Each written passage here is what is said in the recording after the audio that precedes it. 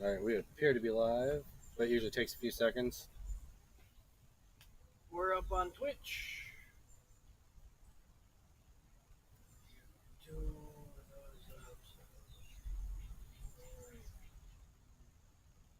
And not get the Twitch alarm yet. Oh, speak of the devil. There's the Twitch alarm. All twitchy. Hi. And we are on YouTube as well. Awesome. Hey everybody, welcome back to the show. We are up to, at my last count, 51 subscribers across the YouTubes and the other thing, the TikToks. So, got a bunch of little links of metal cut up here. We're not going to get all 51 done on this stream. We'll probably space it out over the next couple of weeks so it just doesn't become the chain making channel. Got a couple of pieces in the fire, and we're going to do some forged chains, or forge welded chain, I should say. It's super fun. It's like my favorite thing to do in forging is welding. I think Levi said he wants to jump in and learn how to do it too. So it'll be like a lesson, and we'll be making chain links. It'll be a lot of fun. Say hi to everybody, Levi, before you step off the camera. Hi. All right, let's see how we're doing on our metals here. Yeah, we're working with spring, so I'm going to work that a little bit hotter. Just a little bit. Make that just a skosh. So the general process for this here is, what is the general process? All right, it's been a long time since I've done chains. So what we're going to do is we're going to scarf the ends of the metal, dupe, which basically means like a real loose kind of taper on the end. Some people will do one where it scarfs off to the right and then off to the left, and then they bind those together. But the last time I made chain, I just did a chunky taper, and that worked out much better for me. So that's how I'm probably going to do it. So we'll do like a chunky taper on the end, and we'll fold it in a U shape, and then the tapers will collapse in on each other so they sit on top.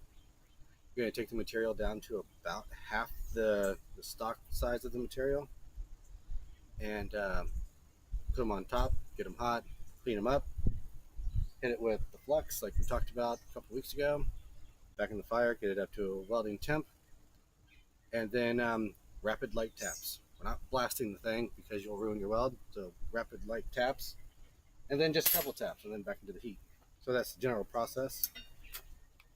You want to explain for people why you want the temperature a bit hotter for the spring steel versus normal steel? So yeah, the question being is, Jesse, why did you want your spring steel to be generally a little bit hotter than the mild steel that you normally use? That's because spring steel is super tough. It's used for making tools. Lots of guys use them to make knives and that kind of dealing.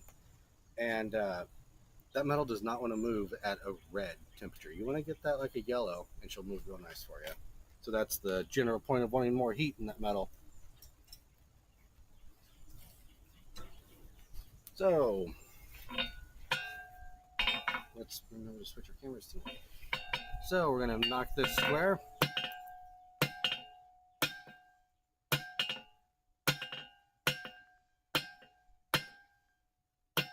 we've got a general square here.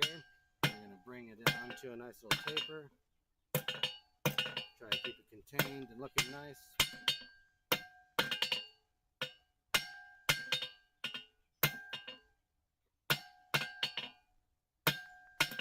Generally speaking, that taper, I don't know how well the camera's picking it up, but that's generally about half. Now I know I just said I want it to be yellow, and I'm hitting on it when it's black. That's referred to as a planishing heat. I can do a little bit of touch-ups, clear up some hammer marks, but it's not going to move a lot of metal. So off to a relatively easy start. Since we got that taper down to where I like it, I'm going to work on the other side.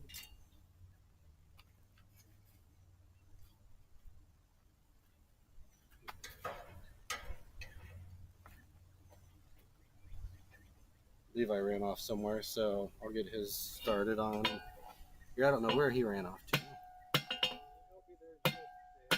Oh, he's over there. Never mind. So again, just squaring this up. I'll let him do the taper on his own.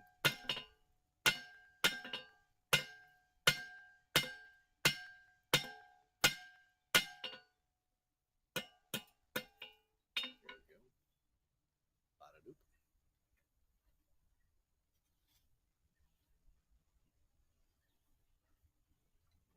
We're getting a little bit too hot, too fast for two people working, so we'll turn that back down.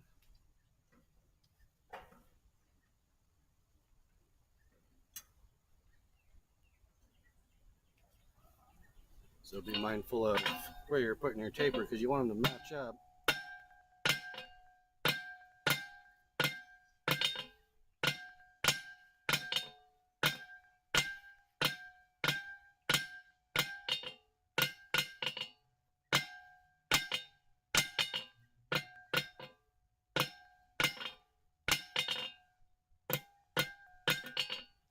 Spoke a little bit too long on that one, let it get cold, so I'll do one more heat on that side.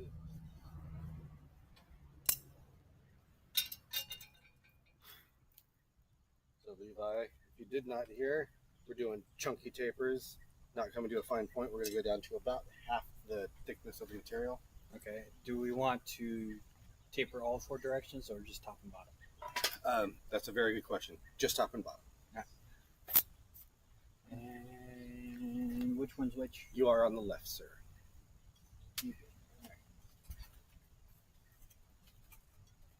I am terrible with tongs. Yeah, learn any young.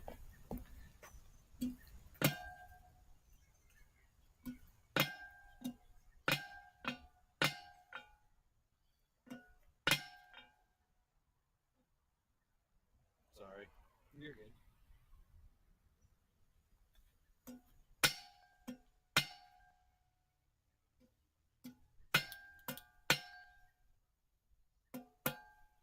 Do we want to keep it pretty square? Yep, keep her contained. You only want to work it down to about half the length, half the width. Not like that. Yeah, I'm happy with that. I would clean up that hammer mark that you got going on the bottom side of that. Got a little bit of a dip, so I would just lay it down where the taper's flat. And just give it a gentle smack with the flat side of the hammer. There you go. How does that look on the other side? Alright, I like it. Clean that up real nice. Cool. Flip it around, stick it in. Cold side in. You'll thank me for making sure that was flat when we get to the welding part because that's going to be super important. I'd imagine so. Don't want to have those little air bubbles in there. Yeah, that's exactly right. You know what that air bubble will do to you? Break the weld. Yep. That's not very hot. We can get to where we're going here.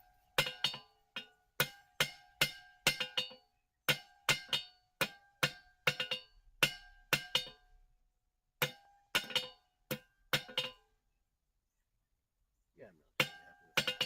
Cool. We are even on the right camera too.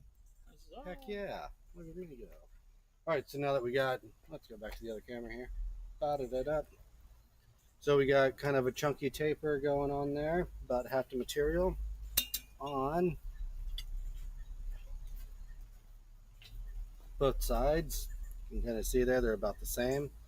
So now the next step will be to get the middle hot, and then we'll fold it over like a U shape.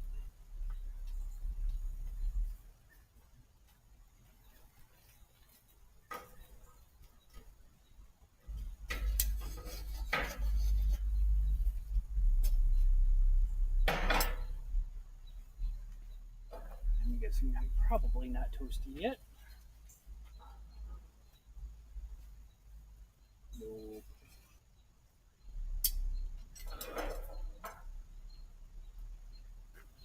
Do you want to tune that fan up just like a mustache hair?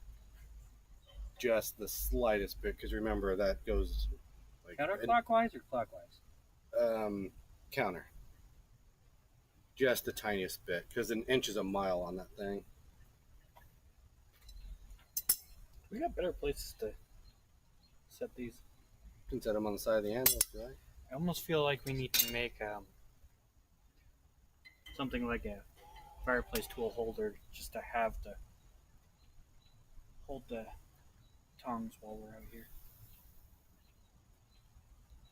There's a really cool gizmo that Rob makes over at Sharp Bend Forge. He calls it a TV tray, and it's shaped kind of like a TV tray, but it's got metal slats that go through it and it pins together, so you can slide your hammer down in it and it supports it, or slide your tongs down into it. It's pretty rad. Yeah. We talked about doing one as a class project at Custom Blacksmithing in Atlanta, Indiana, but we never got around to doing that just yet. I'd want to put the tongs down this way, not this way. So how do you know what kind of head is on the tongs when you need it? Yeah, but knowing my luck, if I set it down after I used it, I'd reach out and try and grab the top because I'm smart. Rule number 1, everything in a blacksmith shop wants to cut you or burn you.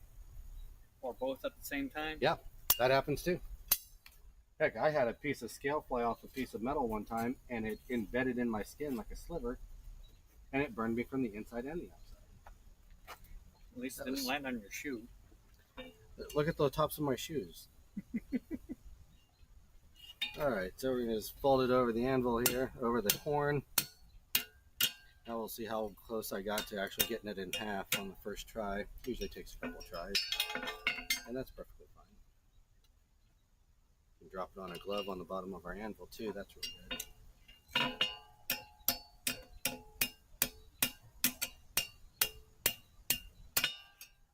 Hey, that did not turn out too bad. Just a little bit off, so what you do is you stand it up. And, first you get it hot, and then you'll stand it up and just hammer straight down. And that'll even it up. Bada bang.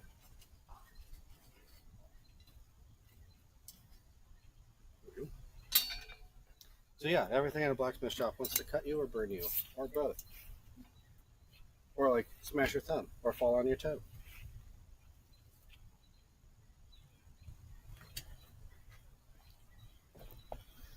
The square with the taper, make sure that taper matches the other taper.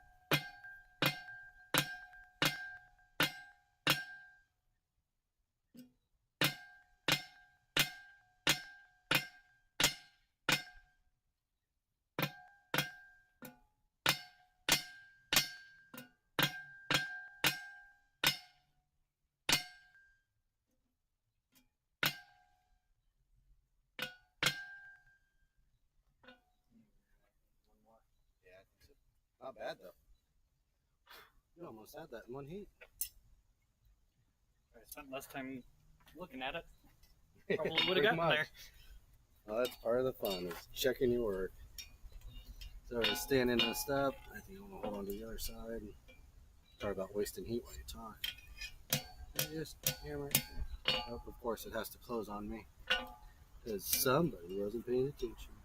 It costs too much to pay attention. Yeah, I just can't afford that with these inflations.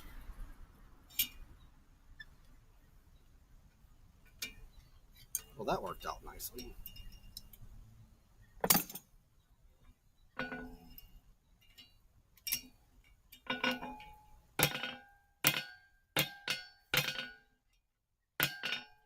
my tapers didn't go the direction I wanted, but I think I can probably twist that and get that fixed.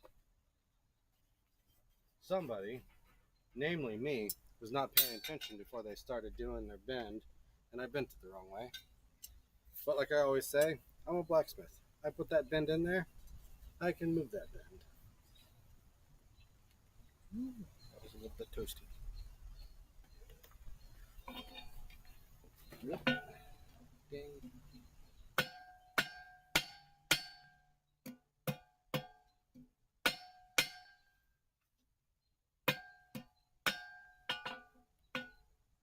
Give that one a rest, sir. You get the middle hot and wrap it around. Yeah, so keep in mind, My angles are a little off, but don't be like me. So you have a piece that looks like this at the moment, and I folded it like that, which is wrong. You want to fold it like that, because here in a second, we'll tilt those tapers in on each other. So make sure you fold that the right way. Don't be like me and do it the wrong way. I should be able to. Oh, I wish I would have brought out my wrench, because that would make that real easy. Where is it? I can grab it. On the sofa table? On the corner? Front door unlock? Pardon? Front door unlock? Sure is.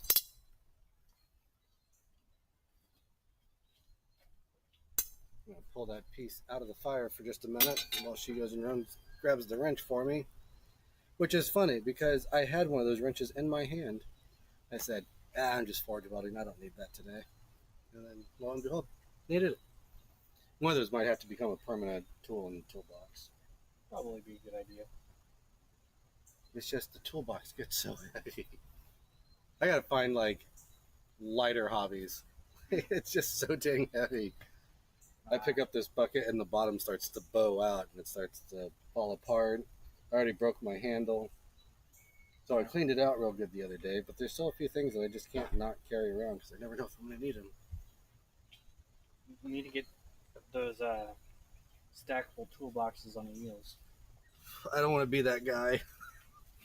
There's a couple of those guys at the forge. I just don't want to be that guy. There's no avoiding it. I just don't want to be that guy. All right, let's get this stuff on. Feed the fire.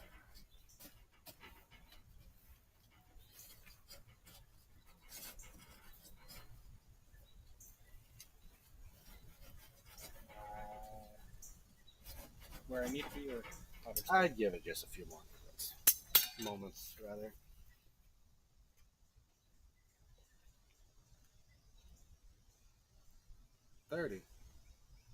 We're 30 minutes in already? No, I'm on TikTok. Oh, we're up at 30 followers on the TikTok? Nice. more people. What do we? Oh, I can't look on the YouTubes because then the phone will get all glitchy. You were at like 26 on YouTube. I think that's about right. That's Because awesome. we were right at 50, and that was when you were at like 24. Or Yeah.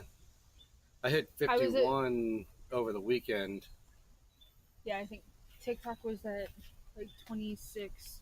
Yeah, and I was And it was 24. like right at 50. And then I came up to 25 over the weekend on YouTube. So if I'm at 30 on the TikTok plus 25, now I went to school in a very small town out in the cornfields.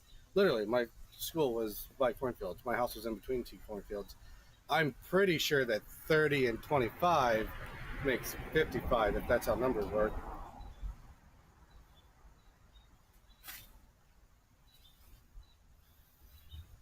Numbers are dumb.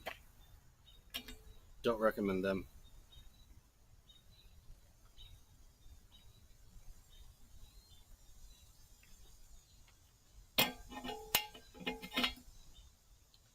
All right.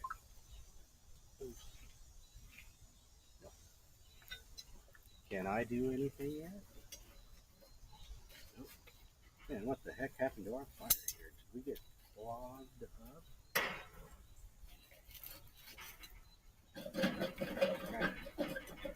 Yeah, let's get that airflow going. Get some actual heat up in here. Give me the heat. Anybody remember the movie The Fifth Element? Give me that heat in here. I need that heat. I haven't seen that movie in ages. I would go so far to say that The Fifth Element is a perfect sci-fi movie.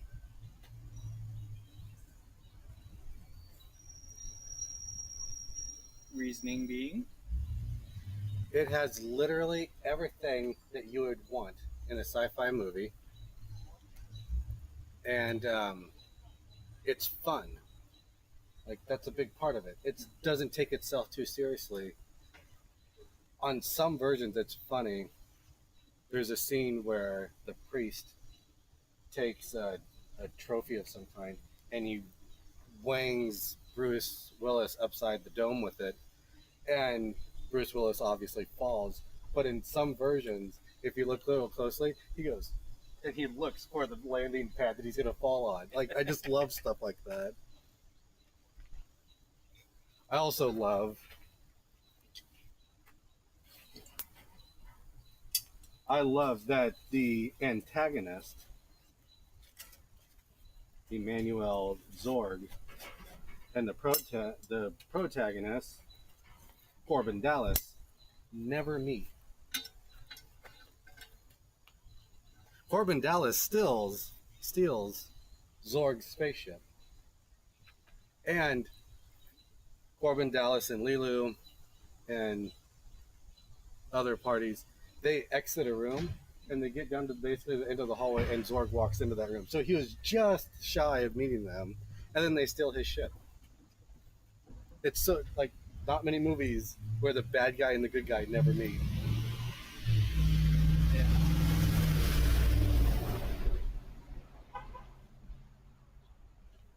What was Zorg's full name? He had a weird name like Ulysses Emmanuel, like Durka Zorg or something like that. It's been so long I can't remember. Somebody in the comment section, tell me his full name for 10 cool points. I think you're probably hot enough in which to do the things. So you want to hold it onto one of the ends, bring it over here to the horn. Alright, so I want the two tapers to overlap like this, not come in on top. You want them to come out like this. And I will Then you want to come out here to the skinny part of the horn and guess at about where the middle is. Oh, there's the end's hot, but we can maybe work with that. Guess with about where the middle is, and then start hammering it around.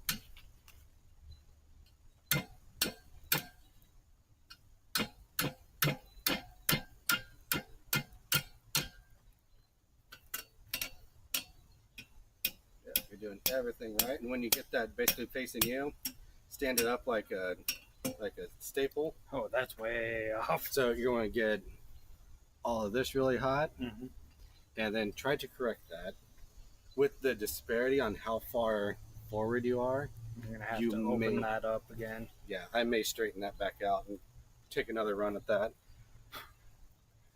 Are my tips hot yet? I don't know. Probably. Oh yeah, Yeah. bring that girl over here. Let's do this. Thank you.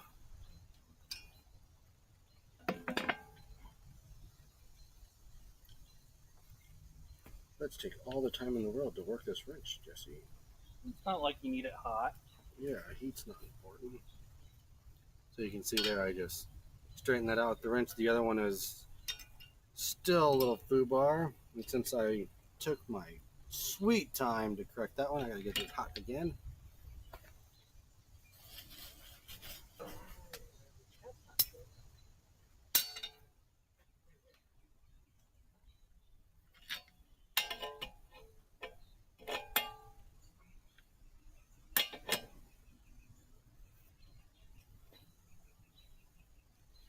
So yeah, fun fact about Fifth Element while we're ripping on Fifth Element for a minute. I cannot think of the name of the writer and director, but he started writing that story when he was 16 years old. And it evolved as the years went on, and he would come back and write to it, and blah, blah, blah. And the language that Lilu speaks, if you haven't seen the movie, aliens, blah, blah, blah, they engineered the perfect genetic being as a weapon against evil. Lilu would be that fifth element. And he wrote the language, and the director and Mila Jovovich, who plays Lilu, used to spend their lunch breaks writing notes to each other in this alien language and speaking to each other in this alien language. He figured if he made her embrace it like a real language, it would sound more natural when she spoke it. They ended up turning it into love letters. Then they fell in love and got married. Cute. That is fun.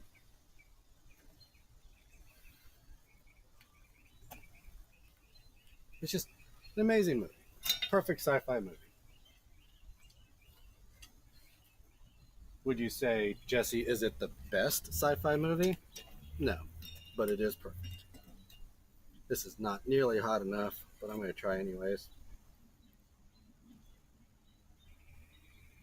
Oh, she was. That is ugly as heck. Oh, and I just spent a whole bunch of time talking to the wrong camera. So, yeah, enjoy that, guys. But I got that twisted, and that's oogly as heck. So I'm going to clean that up on the next heat. And then if I can get her hot enough, I will be able to do the next step. Bada bang. Boop. So I'm going to switch the camera in case I start yammering about movies again. There's a good chance. So, Levi, Yeah. would you agree or disagree that it's a perfect sci-fi movie? I would agree. It's more serious than something like Spaceballs, but it's not. I'm Star offended that you Wars. put those two movies together in the same sentence. I'm I- just a little bit offended by that, but I I'll let really it slide. like Spaceballs. Spaceballs is worth watching exactly once when you're an adolescent. That's not hot enough. You're not going to do anything with that. You don't think so? No. Well, you'll get some work done, but it'll cost more than it's worth. So yeah, Spaceballs is worth watching once when you're an adolescent. No, it's worth watching repeatedly.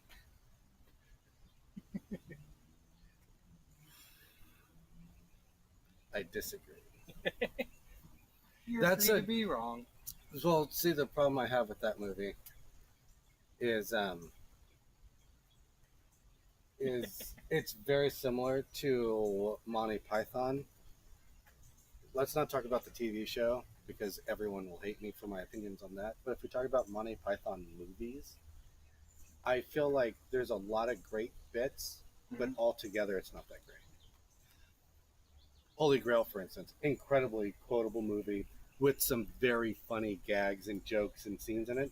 But the whole movie is a bit of a to get all the way through in one sitting. So, it's like we may have gotten the name of Zorg. Oh, cool. Who was it? Who gave us the name? Laura? It's my mother. Laura's your mom? Yep. Hey, Levi's Jean mom. Baptiste Emmanuel Zorg. Let's hear the name again. Jean Baptiste Emmanuel Zorg. Jean Baptiste Emmanuel Zorg. So Come you on. had most of it. I was so dang close. Baptiste, Ulysses. It kind of sounds right in your head in the dark. But, like, 10 cool points to Levi's mom, Jean Baptiste Emmanuel Zorg. That name just drips perfection. Loved him. And played by the amazing, incredible, just probably one of the best actors in Hollywood. Stick that right in that Hardy and give it a rich. And I can never think of his name because he's such an incredible actor. I can name 15 characters he's done, but I can never come up with the actor's name because he's one of those few actors that I don't see the actor on screen. I see the character. Like Tom Cruise, I just see Tom Cruise acting like Tom Cruise. I see Bruce Willis acting like Bruce Willis. But this guy, he played Commissioner Gordon in the good Batman movies. He had a small, like, 2-episode arc on Friends. I know him. But I know him from a movie that you wouldn't know him from. When his name was Gary Oldman. Gary Oldman. He crushed it as Zorg. My brain just goes straight to Harry Potter. He's in Harry Potter? Yeah, he was serious. Well, he is a serious actor, but who was he in Harry Potter? You're so funny. Hey, it's my show. I'm allowed to make dumb jokes. That's kind of the crux of this whole show. But yeah, he's one of those actors. Again, Boop. Again, I don't see Gary Oldman playing Zorg. I don't see him playing Commissioner Gordon. I see Commissioner Gordon. Like, bonus points to Levi's mom because if you like look up on IMDb the Fifth Element, it just comes up as Zorg. Dang, Laura, you are crushing it today. You know what? Extra points. Laura gets 2 chains. I was going to ask Levi how many more points we should give his mom for being able to pull that out without an IMDb.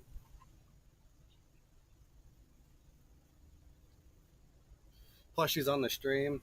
That gives her more points. I'm going to say like 100 cool people points for being on the stream and knowing the answer. So 100 chain links, just for Laura. I don't know how she would appreciate that. She gets a box on her porch that she can't lift because it's 100 links of steel. Just call Levi. It'll be fine. That'd be a heck of a drive to go move that Right. by your foot. I had a hammer at one point in time. Right there. Oh, why is that the... Now I don't have any heat. So, ladies and gentlemen, because I just fell prey to something that's a big pet peeve of mine in beginner classes, I am always preaching. Keep your tools readily available before you need them so you don't come out and be like, oh, I have hot metal. Where's that thing I need? Don't do that. Make sure your stuff's where it's supposed to be.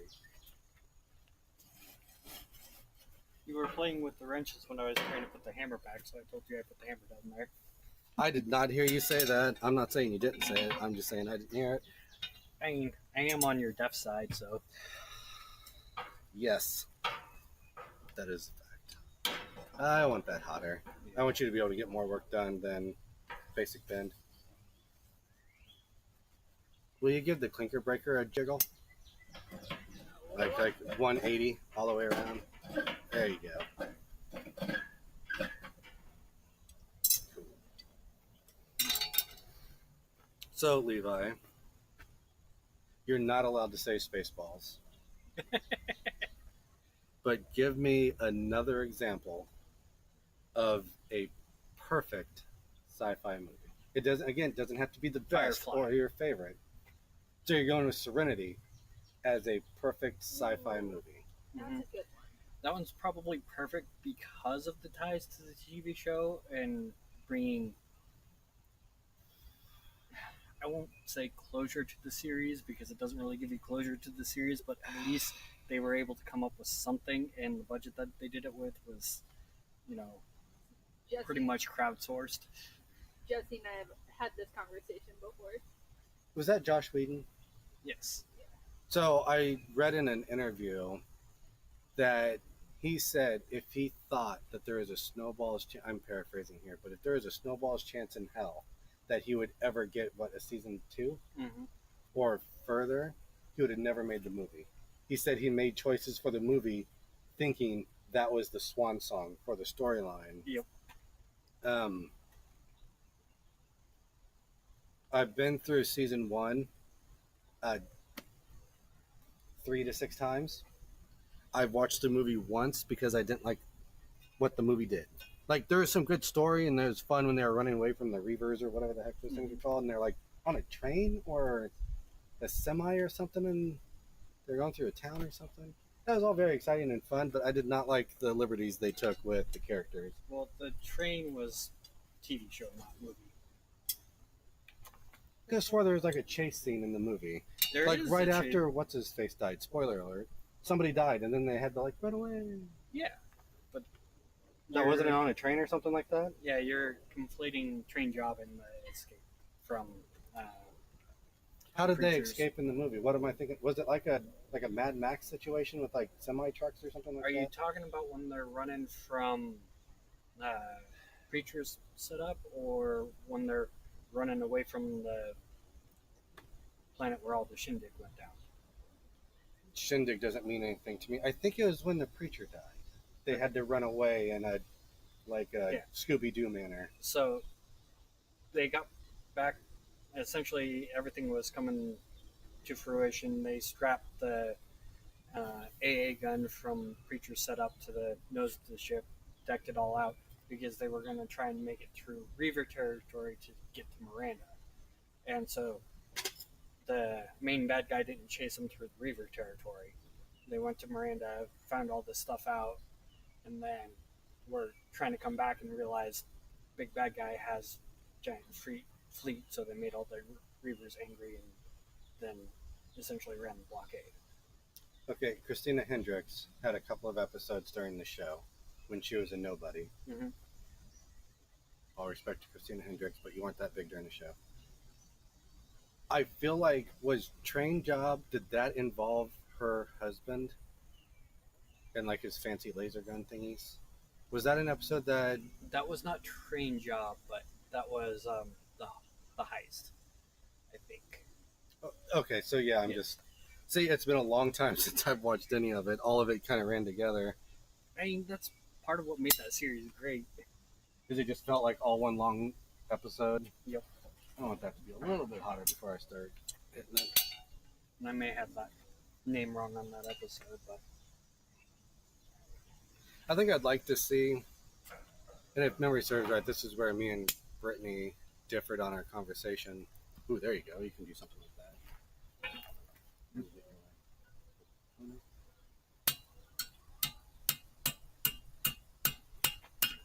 Yep, keep going. You're doing great. Keep going. All right, yep. Get your tongs off. There you go. Wonderful. All right, now let's stand it up like a nail and see where you're at. Oh, see, now look at that. I'd close that just a little bit more, and then you can get a better angle on if you need to adjust. Try and get them parallel. Keep going. Give it one more smack. Where are we at? One more. All right, now stand her up and see where you're at. still off a little bit. Yeah, give it a smack. See if you can get that foot down. All right, I guess we ran out of heat. That's okay. Oh, frankly, If you can flatten out that one and get your tips to match a little bit better, because that one's kind of 180'd, yeah. you won't have to do the height adjustment because you can correct that in the next step. Oh, by the way, real quick, before I throw this away, I always do it every stream. Today's first smoke is an Oliva G, one of my favorites. What was that?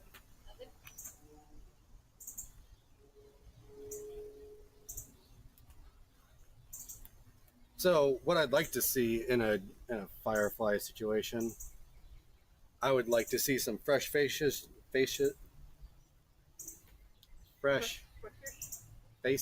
show up, and like you get I don't care, boy, girl, whatever, get somebody to show up like, hey, I'm in a junkyard, and I want a ship to go off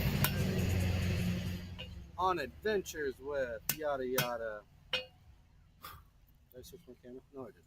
So you can't really see it. I'm just cleaning up my ends here. I'm gonna get this hot again, and then I'll do the next step. I just want to get that clean. So yeah, I want to see like a fresh face show up and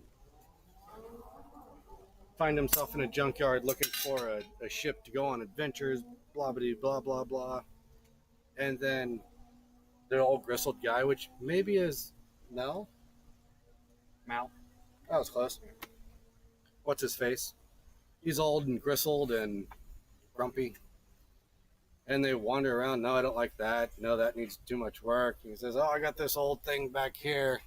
It's a junk of a ship kind of thing. And there stands the... I can't remember. Was it named Firefly or Serenity? What was the name of the ship that they flew around in? It's a Firefly class. The name of the ship is Serenity.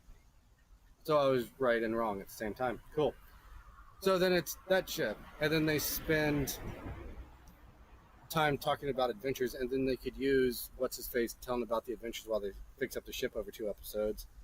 And then he kind of closes out the story. Oh, Zoe ran off and did such and such, and what's-her-face ran off and did this thing with her brother, yada yada, and what's-his-face, if he didn't die, Jane, he went back to the mud planet where they worship him or something. Mm-hmm. And so you get closure on those characters, and then the new guy jumps in the Serenity class, or the Firefly class Serenity ship, and then he goes off and collects his friends, and then off to a new adventure. So a full reboot. And that's the last you see of the original characters. After he flies out of the junkyard, they cease to exist, and it's a brand new thing all on its own. See, and that's where my argument came in, is I think part of the biggest thing that made that show was the chemistry that the original characters had. Mm-hmm. So I think, like, that's a great way to start off, but also I don't think Mel would give up Serenity Nah. to anybody. He's going to die on that ship. if anything, the new guy comes and finds it in the junkyard, and Mel's passed out somewhere inside of it. And then, what was her name? The real name's Jewel, the mechanic. Oh, she was my Haley. favorite. I loved her. She was my favorite. Yeah, Haley. Haley? Mhm. She would just be kind of like wandering around trying to find parts in the scrapyard. Yeah. And she just comes up out of nowhere like, what are you doing? Could we do like a sacrificial thing? Is it Mel? Is it MAL or ME? I think it's MAL. So can we compromise the new guy absconds with the ship? The next episode, Mal, whatever, wakes up. What are you doing in my ship? And they find themselves somewhere else. They get into an adventure. And it's like, oh no, we have to run away now. We need someone to buy time. So then Mal runs out and as the ship flies off, and then he dies in a hail of gunfire while his ship flies off. No, if anything, Mal would leave the new guy to die in. I swear by my pretty bonnet, I will end you. Pretty floral bonnet. That's what I said. So now I just need to twist this one flat. But you can't twist it because Seven's not hot. It's hot back here. so yeah, I'd flip that around. My thing is, because you're 100% correct, without argument, that that's why the show is so beloved, is the chemistry on the ship was incredible. That's why we can't have any of the originals on the new show, because that would take away from the potential chemistry of the new crew. I don't think you wouldn't get that cult following that you did with Firefly. That's when you find a new audience. I don't think there's a But way. I don't think that would happen. Yeah, there's Because not a. people are going. Sorry, go ahead, Lena. No, you go ahead. I think people are going to expect certain things, and those things are going to include the same characters, the same vibe, and you're not going to get that. That's pretty much what I was gonna say. Is Why? there's no way to reboot that show. Might be able to have another show set in the same universe, and I could see that working out pretty well. But I don't think there's a way to revive Firefly at this point in time. Especially after Serenity and the people that Oh, you would have to completely like The people that decanonize Serenity for are it no to work. longer I don't think. with us in that in that storyline. That I think people aren't gonna want to reboot because it's not gonna be the same without them. So real quick before we continue on, what the next step was is curving this scarf over, and then what I just did on the edge of the anvil was I gave it some room so the next one can wiggle. The next one is going to fold over, and I'll marry those two up together before we start doing the weld. So sorry, go ahead. If we could get the original crew back, I think the fans would be all right with tossing Serenity out and go, that was a fever dream or something like that from River or whatnot. I would just never reference it and like quit that movie out of existence kind of thing. Kind of like when Disney took over Star Wars and they're like, okay, all the EU doesn't mean anything now. Sorry, nerds. Oh, that hurt my soul. That was the first kick to the boys in a series of lots and lots of kicks. I have not been able to enjoy Star Wars the same way since that happened. I don't know if the two are connected or not, but Yeah, I will go so far to say that what was the new one? The Force Awakens. That was the first new one, the seventh one. I think so. I feel like they did a good job setting up a canvas to tell a new story. I think it had a lot of potential, and then they immediately just pissed all over the legacy and everything. Yeah. It's too skinny, and I didn't want to adjust it.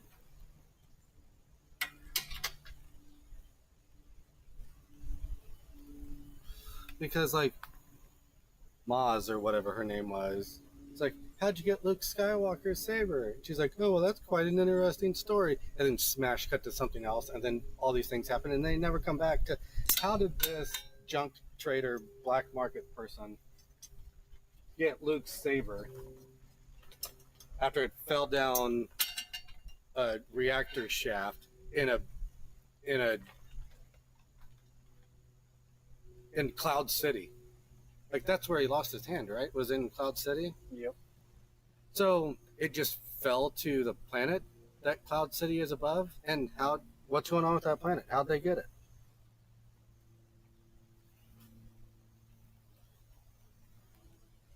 And then the last one, the whole dagger thing, matched up with a ship that was sitting out in the ocean. Like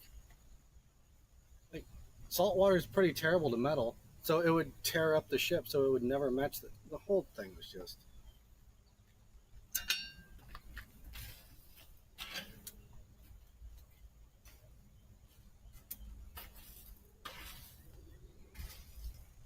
What I'd love to see, I can't think of the guy's name, Jon Favreau. He plays Happy Hogan. I love what he did with The Mandalorian. And you can tell he took great care and he really loves the franchise. I want to see Jon Favreau take the story, not the gameplay, but the story of Darth Revan in Knights of the Old Republic and adapt that to a movie. All new actors, no crossovers from other stuff, and just basically do that redemption story of Darth Revan. You could set it up for a franchise if you go with Darth Revan turning evil like you can in the game, and then the next movie is them having to defeat Revan, or you can tell it as a Jedi redemption story. I'll let that get a little too hot. But that just means we'll be able to move. Boop.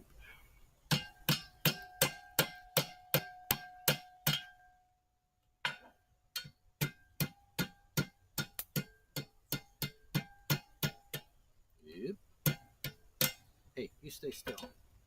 I don't appreciate all that moving around. So we've kind of closed up that link a little bit. I don't like how that's lined up. That's kind of ugly, so I'm going to get it hot in the middle and stretch it out to line that up a little bit, and then I'll get ready for the weld. Bada bang. These are going to be tiny little links.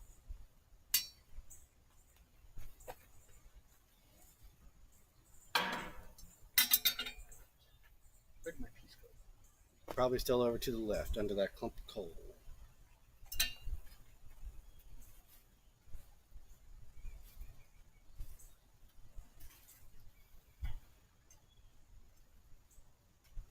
There she is. So, Miss Brittany, the disembodied voice behind the camera. What's up? Perfect sci-fi movie.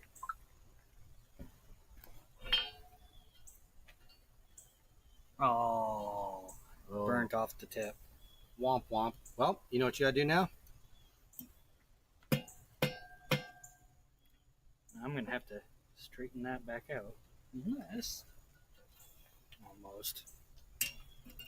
Hold it like a rainbow over the horn towards the tip of the horn and give just a little bit of a smack on the top, and that'll spread it out real easy. There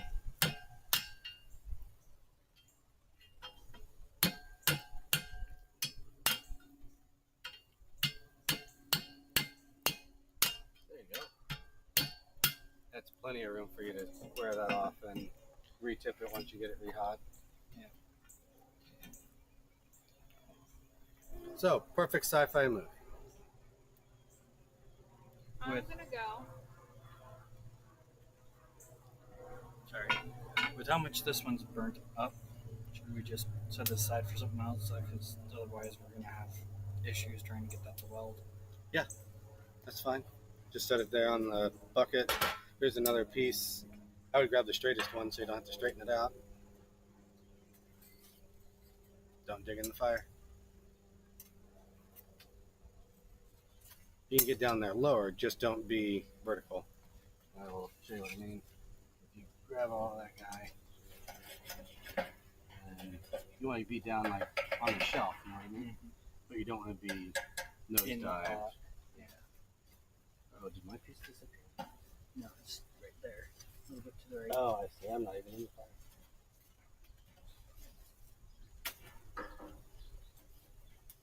I am going to dive in, but I'm going to stay high. There we go. So, perfect sci-fi movie, Miss Brittany. I feel like I'm gonna be judged because this is an easy answer, but I'm gonna go Fellowship of the Ring.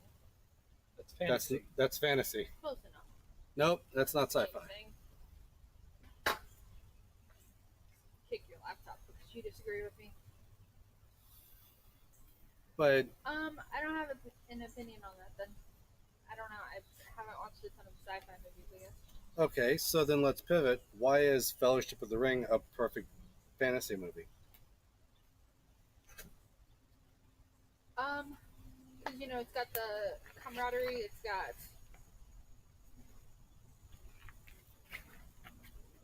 it's funny, but it's also got its like serious moments in it. I think it's just a great build to the start of the trilogy, as it was made to be. But I can't disagree with you. Because again, the chemistry of the actors, general story, hits all the emotions, hits all the elements of what a fantasy movie should be. get a little bit of comedy in there. Why did Gandalf the Grey have a pointy hat that he was famous for, but Gandalf the White didn't have a hat? No idea. What's up with that? What's Ooh, up with do the you hat, think or that- what's up with me not knowing? So do you think that there would be a problem, like in the book you could write in that he had a pointy hat, but do you think that maybe the optics of a guy in white robes, shoulder to ankle, and a big white pointy hat might give the wrong impression? That's Probably. possible, yeah. Or maybe he was already starting to go white, and he was just like trying to keep it a secret. I know that that's not how that works. I love that you negated your own. It hurts my soul. I know.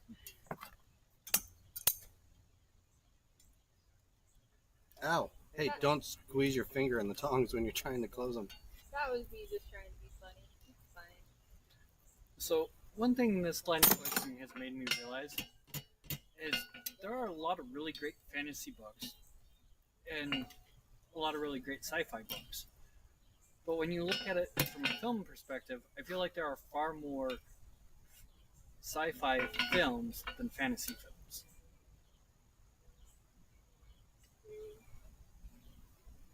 I don't know. I feel like sci-fi and fantasy can kind of like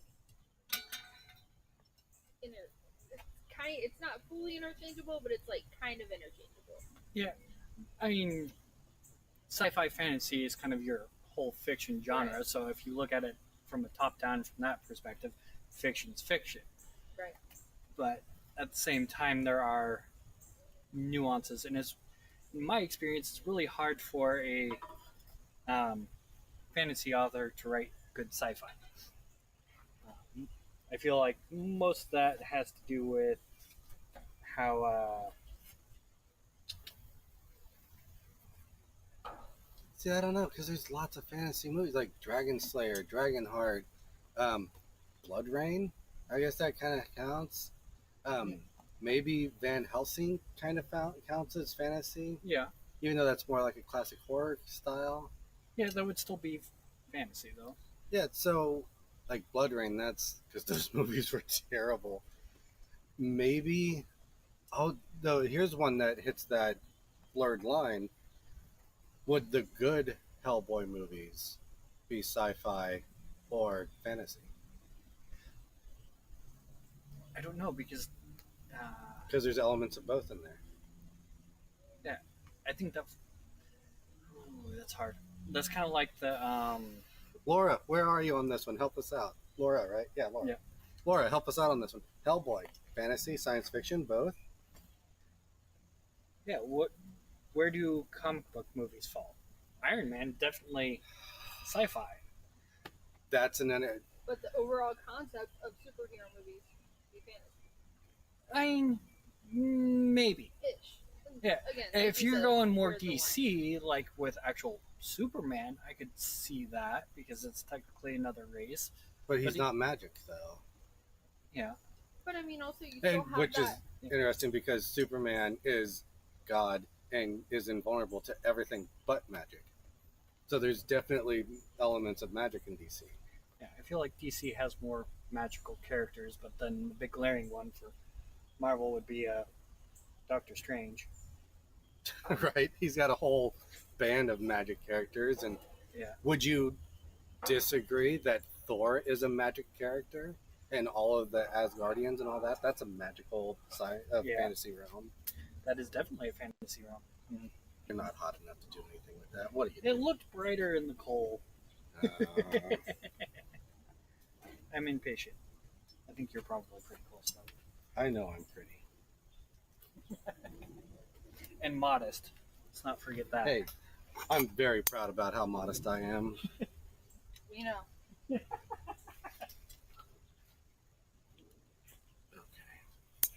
So I pulled that back too far, purposefully, because I want to do the rest of the work via hammer to line that back up.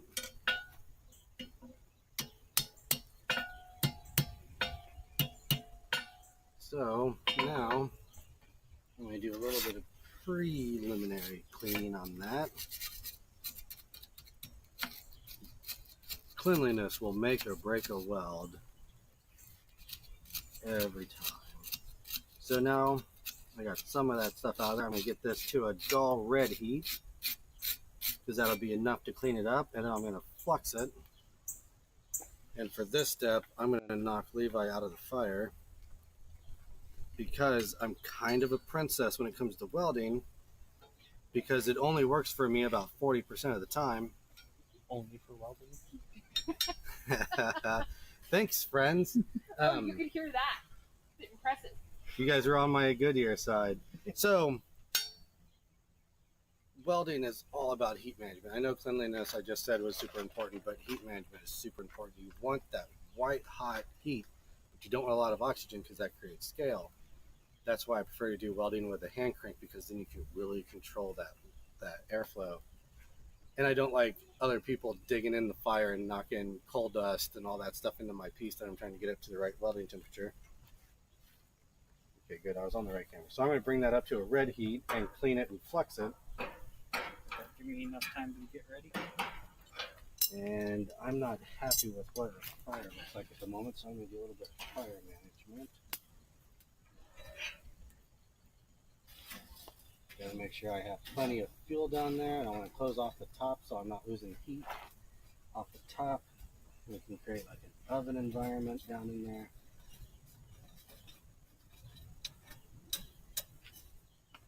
I'm going to crank this air just a little bit so I can make it hotter, but I don't want a lot of that air coming all the way up to the coal, or past the lower layer of the coal. So we're going to get that just rip roaring hot down in there.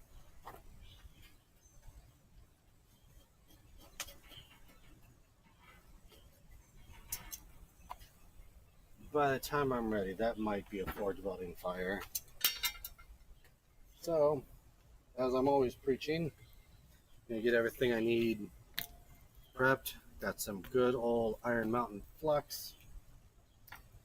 Give them a shout out, why not? Because I love their product. There you go, Iron Mountain flux. It's got little shavings of iron in it and borax.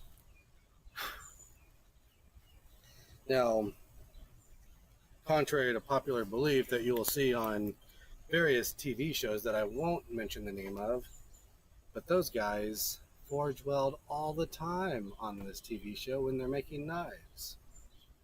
And they forge these knives in fire. And those guys on the show, a lot of them think that borax is basically glue. Like, just hit it with a bunch of Gorilla Glue and beat the hell out of it, and huzzah! You have Damascus, or whatever the heck they're doing. Well, that's not how borax works. Borax eliminates oxygen, which eliminates scale, which is your biggest enemy when it comes to welding. So you can see, I'm just cleaning the heck out of this. Should have a sheet for this. So you can see all that scale building up. I'm just trying to clean that stuff off. Get this all clean and ready. And then I'm going to hit it with this old Iron Mountain stuff. Right down in the middle there. Try and get it on all the crevices and stuff.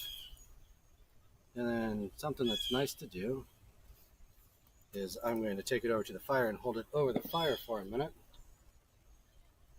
and let that flux get kind of melty, a little bit liquidy.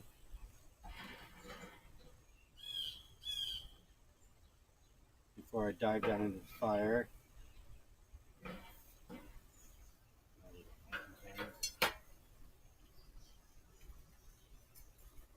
Oh no, I ruined my little cave. Alright, so I kind of got a little bit of a hole I can work with there. That's where the magic happens. We're going to get down in there.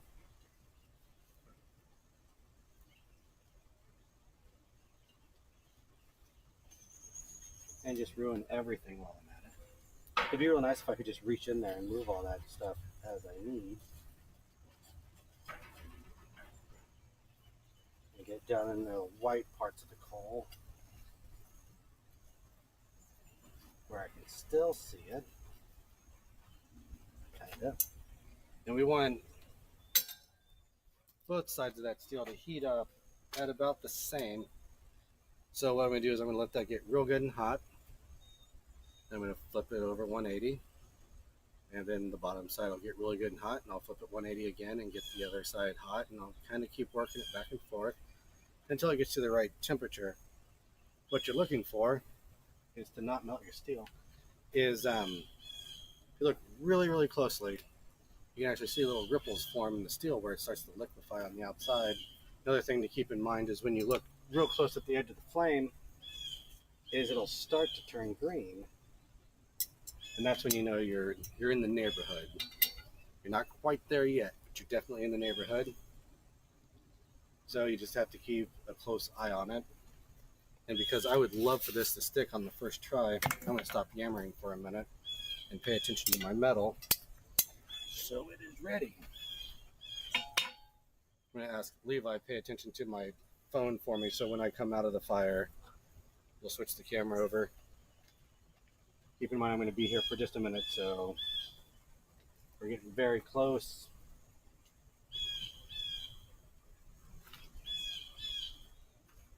This chunk of coal will get out of my way.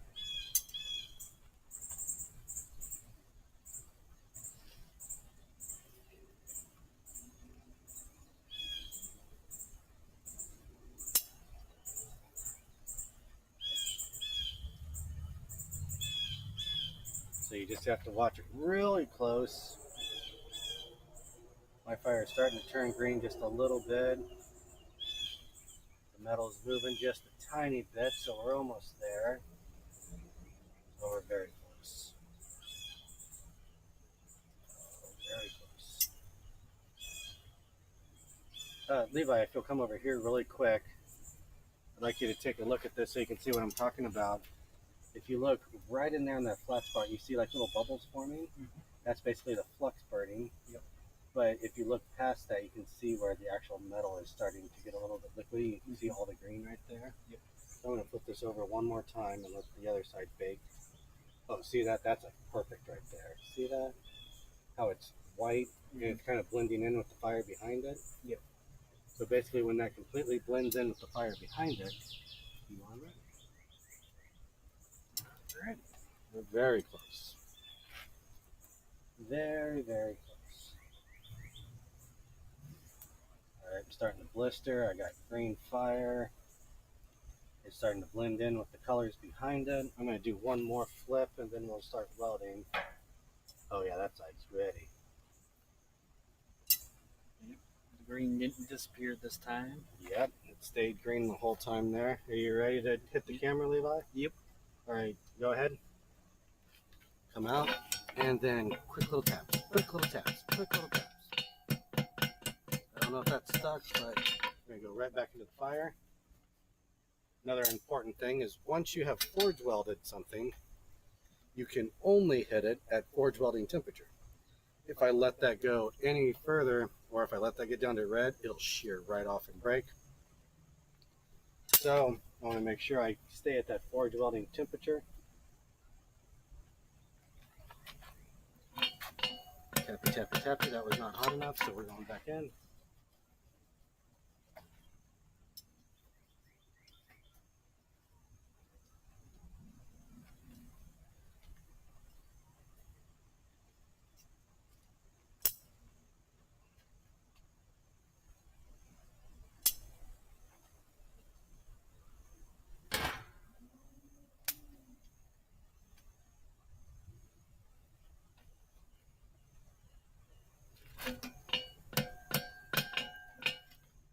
Just a little bit of cleanup here and see if it blows apart or if it stays. Got a little piece there that's not forge welded, so I'm going to do one more weld. Probably should have hit that with some flux before I threw it in there, but it's too late now. Well, I could pull it out, but I don't want to. It's mostly welded at the moment, I believe.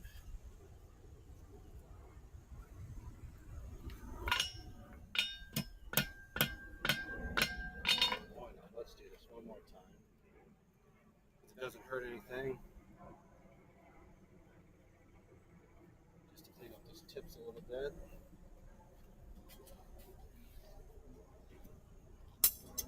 Now, I was out for a real long time, so it's going to take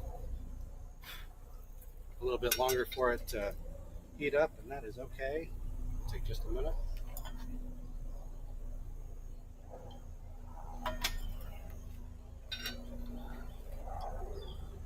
Rotate again. Yeah, she's not ready.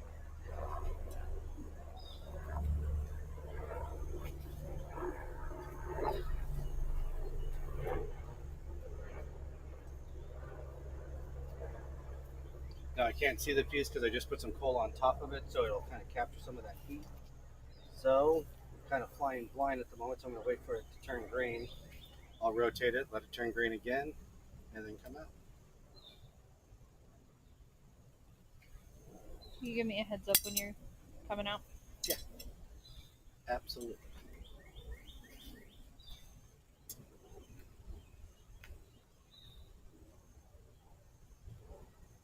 There's a little bit of green in there, so I'm going to rotate. Oh yeah. I got a little bit of sparkle, which means I'm going a little bit past welding temperature. So I'm just going to let that soak in just a skosh here, because a little bit of sparkle is not bad. It's just a carbon burning. And this far into the weld, it's not going to matter that much. All right, Miss Brittany, you ready? Yep. Coming out in 3, 2, 1. Come back over. That's good heat. Got a little bit of splatter there. That's fine.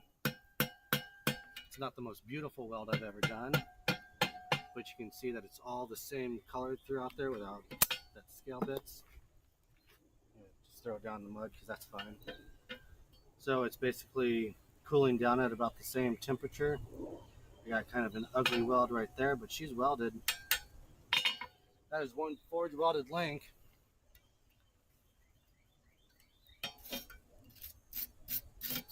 I have to get that hard to really clean that up. But you can see that it came down all at the same color. Got hot at the same time, got cool at the same time. So, and it didn't blow apart. So, forge welded link as it were. So we'll set this aside, we'll rebuild our fire, and then Levi can play catch up for a minute. And then we'll Rochambeau. You'll do a link, I've done a link, then we'll do Rochambeau to see who gets to do the link that binds them together. You're the one with all the experience.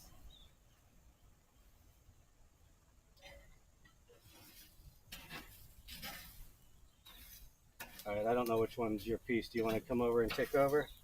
It don't really matter. Stick one in. I'll deal with it.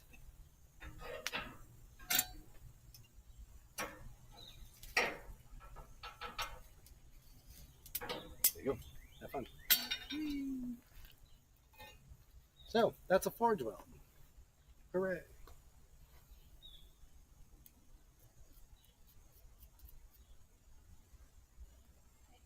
It's a really cute dog.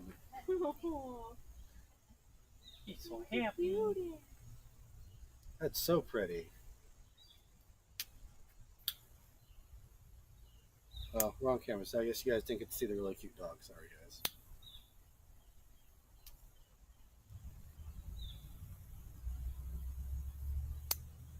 Can you see how many viewers we have cooking at the moment, Miss Brett? We've got those on the YouTubes. Cool. Is Laura still with us? That's awesome. I don't know how to. I tried to figure out how to tell. It's who's almost watching. impossible from what I can tell and how to tell who's actually watching at the moment.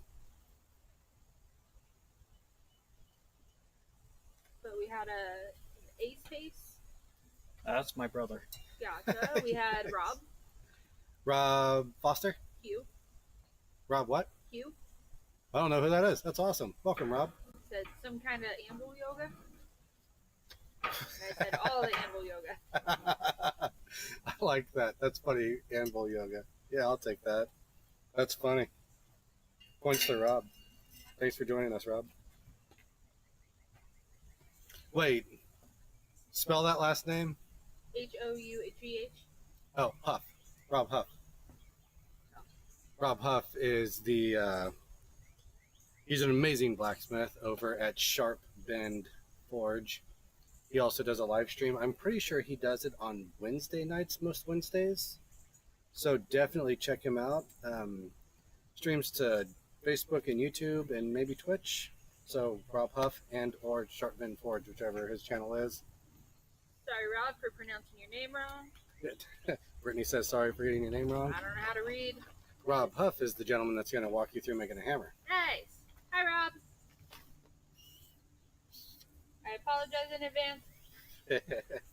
Making a hammer is incredibly rewarding, incredibly fun, and a lot of work, especially on your first one. This one, I've mentioned it a few times. This hammer right here is the very first hammer I ever forged. Took me about 3.5 hours with the help of Rob. That man is an absolute machine. It was a really good time.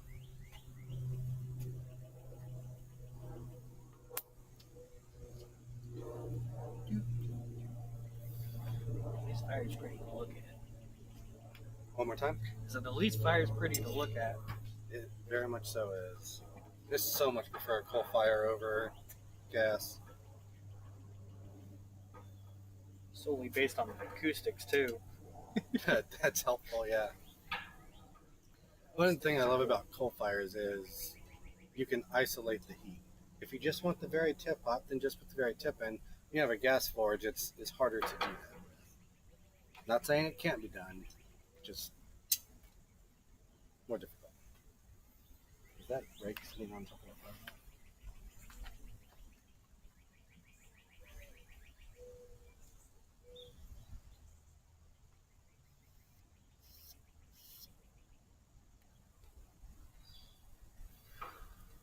Guys, pretty close last time, so I don't think it was it. But do we feel that maybe comic book movies should exist in their own realm outside of fantasy and sci-fi? Since they blur the line so fluidly?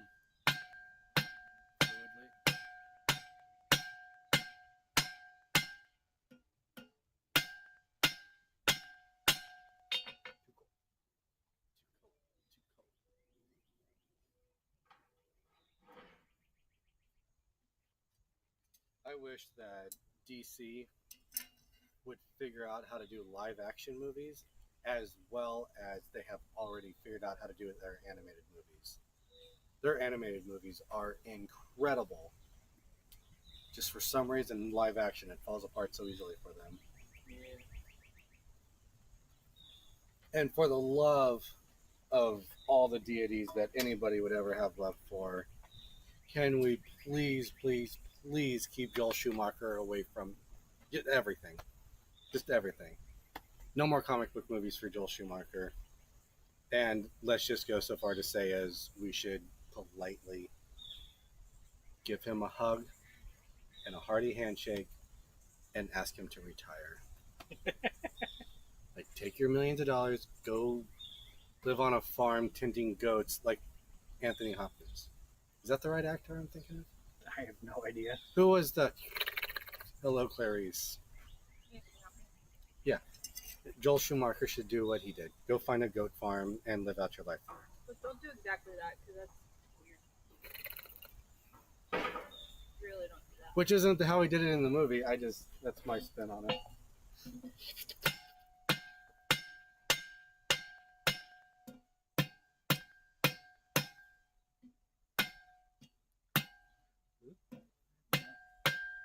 Weird on me.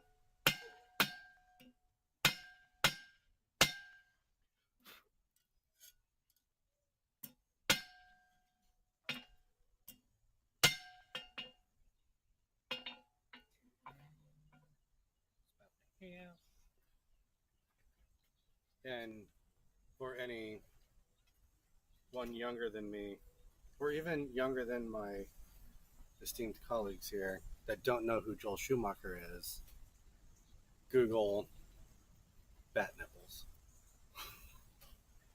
In the sense that, so I don't catch a demerit from YouTube or something, but Joel Schumacher was the one that took over the Batman franchise after Tim Burton and ruined it with those silly movies he did.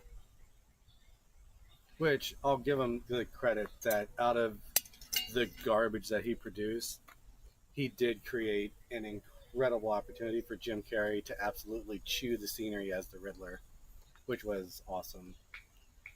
And Tommy Lee Jones, at one point in time, hugged Jim Carrey and held him very firmly and said, "I don't like you." True story. Look it up. Because, like, Tommy Lee Jones, for some reason, decided to treat Two-Face like Jim Carrey was treating the Riddler. Two-Face has always been a very serious character. He's not zany or silly. The gentleman that did it in the Chris Nolan Batman movies crushed it. He nailed it as Harvey Dent and Two-Face. He did a great job. They kind of wasted his character, but he did a great job with it. But Tommy Lee Jones was trying to match energy with Jim Carrey through that whole movie, and that's why it's so zany. And Tommy Lee Jones hated doing that, which I don't know why he did it. But, yeah, he hated working with Jim Carrey.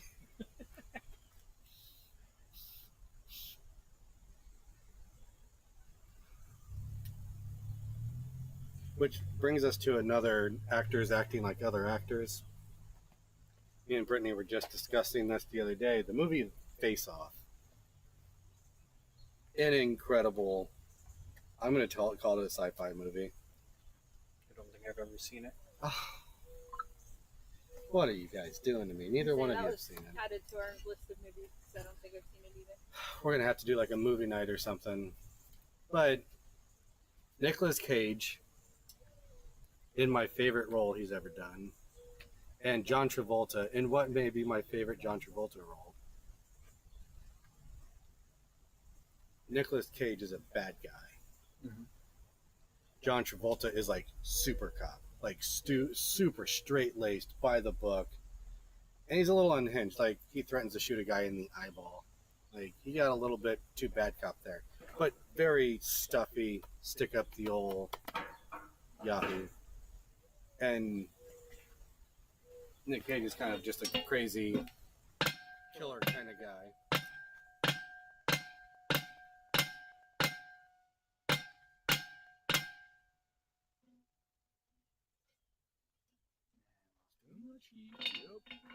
So,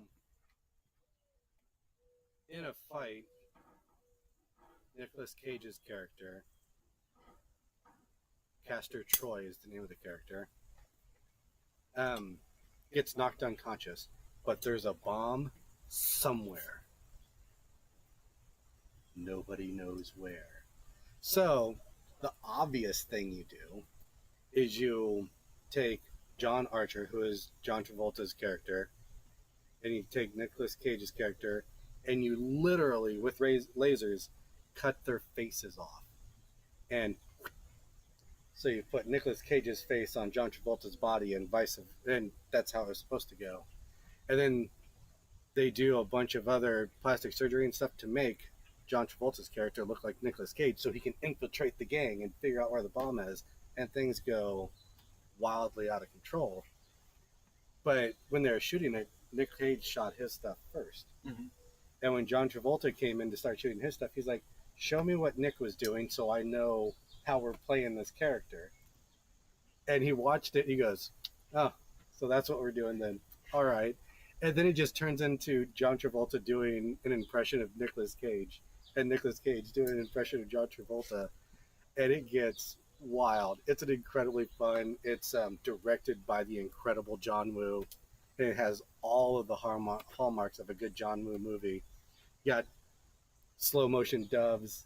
You got dual wielding guns. You got a lot of running and sliding across the floor and shooting and sliding down airplane wings and shooting. Like, it's a wild ride of a movie. And there's a scene at the end where it's so incredibly obviously shot in front of a green screen while like they're doing this kind of thing while they're flying through the air. And it's so painfully obvious that the stunt doubles, like towards the end of the movie, they're like, "Oh, just do it already," you know. It's an incredible movie. Yeah, I can't say it's perfect, but it's damn near perfect. Such a good movie.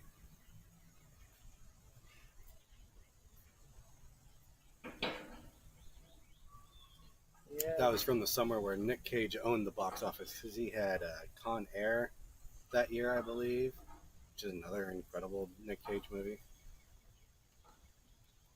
With a huge cast of people. The guy, I can never remember his name, but he was in The Boys from Cork, which is an old movie from Ireland. It's got John Cusack in it. John Malkovich is in it.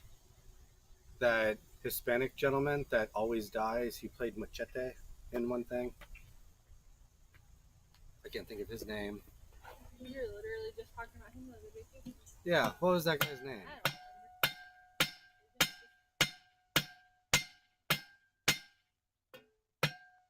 You're way too cold, sir. But you're almost there. Give it one more heat. What was that guy's name? Laura, come to my savior. Who else was in that? Laura's six answering questions for you. Was it Dave Chappelle that was in that movie? Was it a real young Dave Chappelle? Danny Trejo. Yeah, him. Oh, who else? That was a great movie, though. Nick Cage is a Army Ranger from the South with a very impressive fake Southern accent. And some guys at a redneck bar are picking on his wife, and he ends up killing him and going to prison. What movie is this? Con Air. Yeah, never heard of it. Steve Buscemi does an incredible job playing a creepy murderer. That checks out. Oh, it feels so easy for him. Like that was a stroll through the park for him. The way he made that acting look, it's such a far cry different from being Donnie in The Big Lebowski, Hey, finally a movie I've seen. which is a movie I will fight you on, and I will die on this hill. Perfect movie, The Big Lebowski. Perfect. You couldn't add anything or take away anything to make it better. Perfect movie. It was pretty good. Not one of my favorite movies, but it was really good. Jeff Bridges wore a lot of his own clothing out of his own closet for that movie, including the jelly sandals. And, amazingly enough, almost the entire movie was as scripted. Not a lot of ad-libbing in that movie.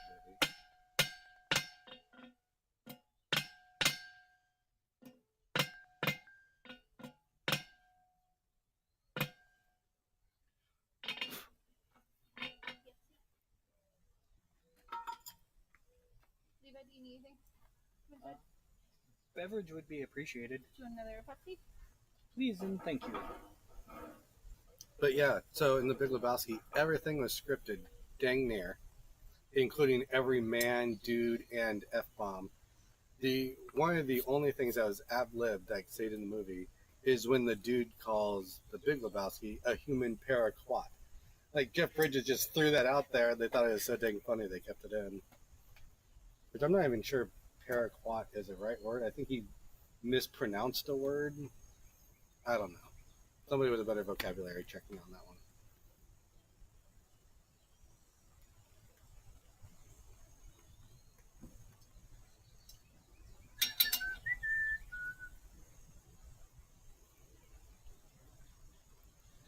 This has been a fun way to ramble on and kill the dead space. Is let's just pontificate on movies, Yeah, finally hit your stride there. right? Like, I saw nothing. I was totally gonna make a comment about that earlier about you tripping over it. Like, well, I'm not gonna do that, but I didn't because I knew I would at some point. welcome to the club. We've all tripped over it today. So we're all tripping in the literal sense. A good friend of mine, Ty, hooked me up with a whole bunch of springs. And so I took a spring to the blacksmith shop to throw it in the gas forge so I could stretch it out. Normally what you do is you throw it in the the forge, and Pepsi, don't think I'm drinking on camera or anything. So generally you throw a spring in the gas forge, get it rip-roaring hot, put it on a metal post and a vise, and then just walk across the shop with it and stretch it out. That's generally how you do it. That's the right way to do it. Well, when I pulled the spring out of the forge, it like slinkied out. So then it took a whole lot of effort to get it up onto the metal post to stretch it out, and I lost a lot of heat. So I ended up only getting what was about 20 inches of it straightened out before it went cold. And then everyone laughed at me. And then I put it back in the forge, and I knew when I pulled it out, it was going to slinky even more because by the time I got across the shop, it had became 6 feet long.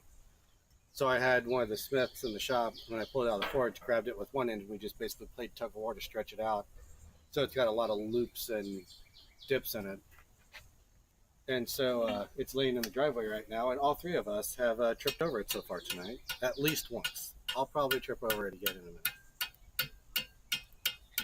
Probably not until we're cleaning up.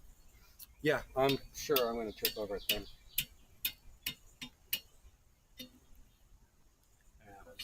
You got enough heat, stand that up and hammer it down. Remember, to it, not through it. You remember, keep in mind it's going to close up a little bit on you, so you'll have to correct that, but you should be able to get that come down a little bit. Yeah, if I can grab it right.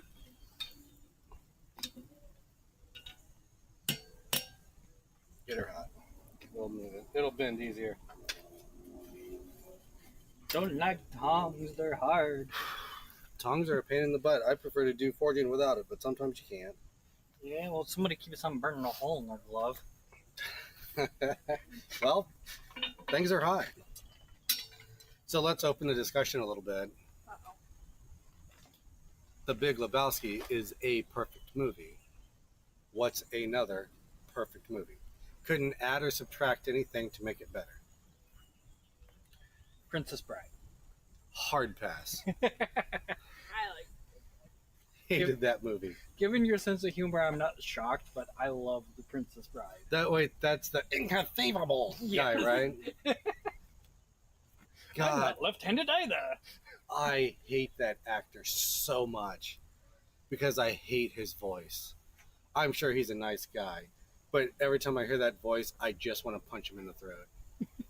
I hate his voice so much.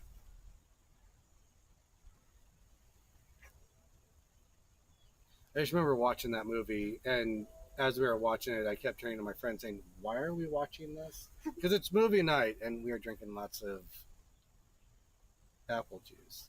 That's what I was gonna say.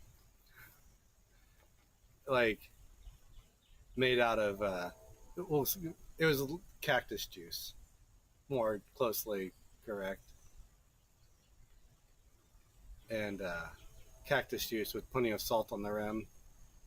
And lime. We used to do that when me and Ty lived together downtown 18 years ago. You're old. Right? Every Thursday night was cactus juice and movie night. We did invite everybody over and watch movies, and that was one of them one time. And there was not enough cactus juice in the world to make me enjoy that movie.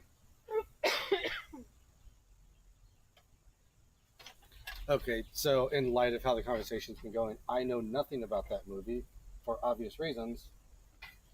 What are some behind the scenes or fun, quirky things? Do you have any trivia about that movie? I really don't. I know that there are a lot of fun trivia facts about it that I've stumbled across on the internet, but I could not recite any of them for you because I don't retain that kind of information all that well. So, real quick, because that's an older movie, so the younger crowd may not. That's a great heat for what you need to do.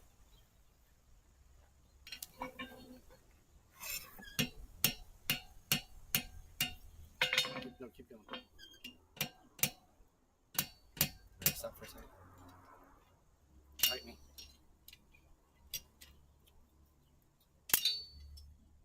Oh, that's teamwork.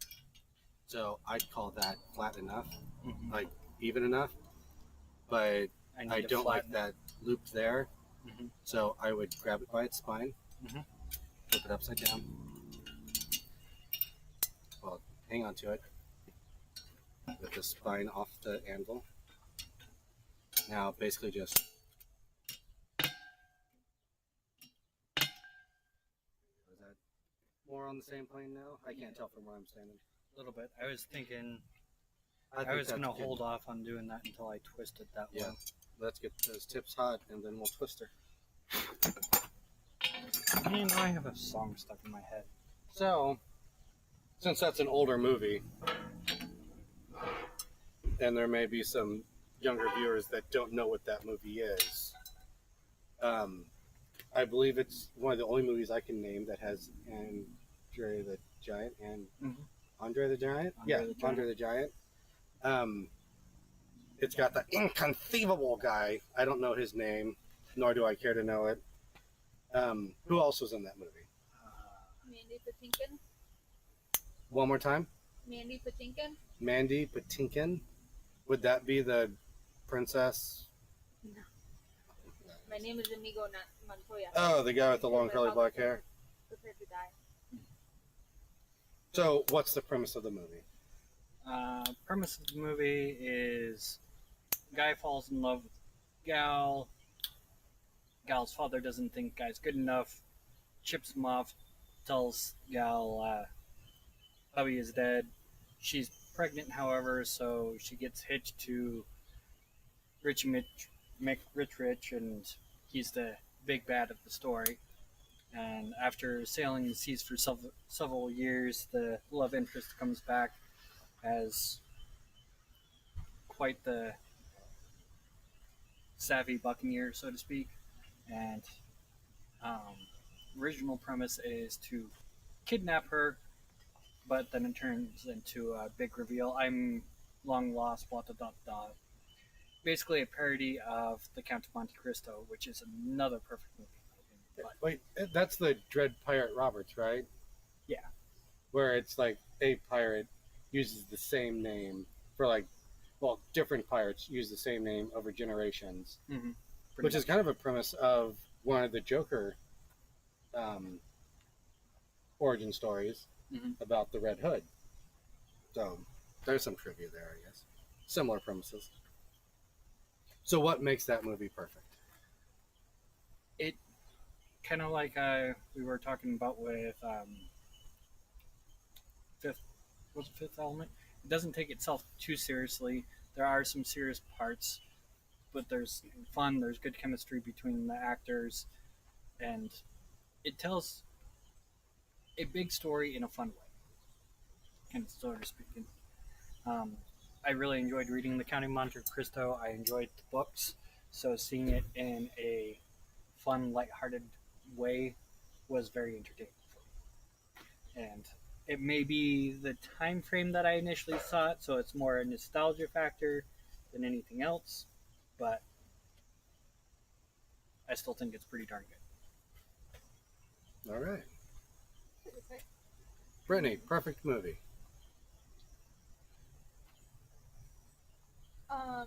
So this is kind of funny because it also has Mandy Patinkin in it. It's not a super popular movie, I don't think. I've never really seen a ton of people talk about it. But it's my personal favorite. Directed by Zach Braff. Wish I Was Here. Zach Braff, as in from Scrubs. I didn't know he could sing until I saw him in Bolts over Broadway. It's a favorite movie. Also, in my opinion, a perfect movie. I've never even heard of this movie, so I can't add or what makes it so great. So,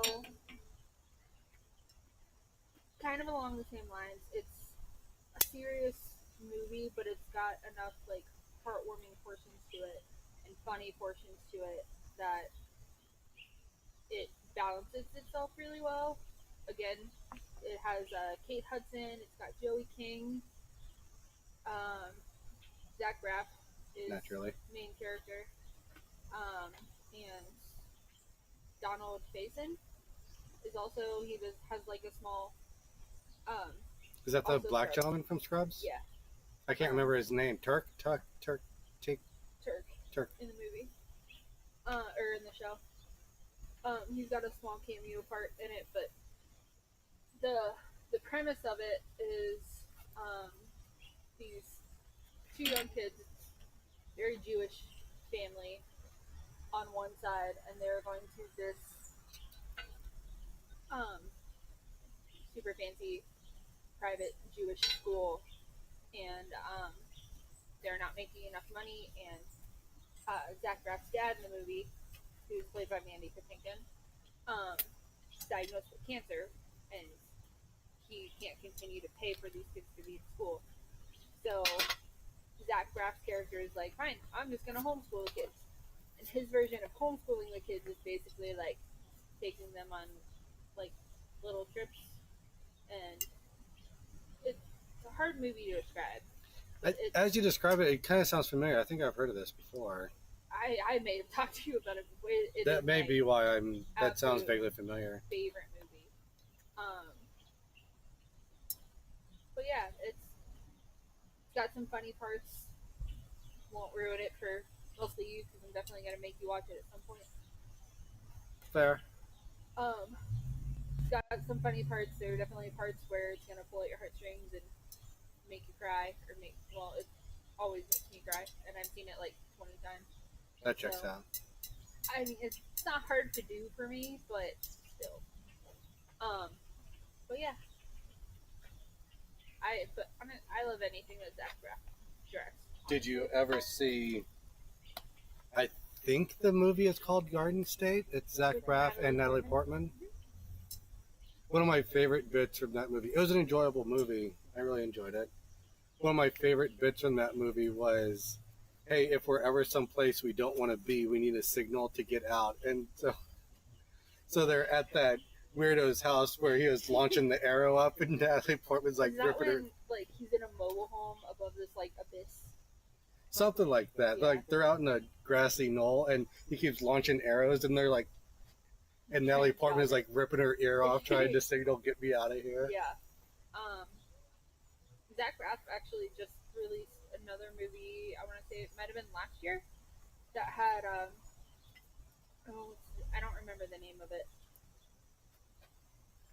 but it had Florence Pugh. Who? Florence Pugh. She's lovely. And Morgan Freeman. It's something good people. I'm just gonna say it.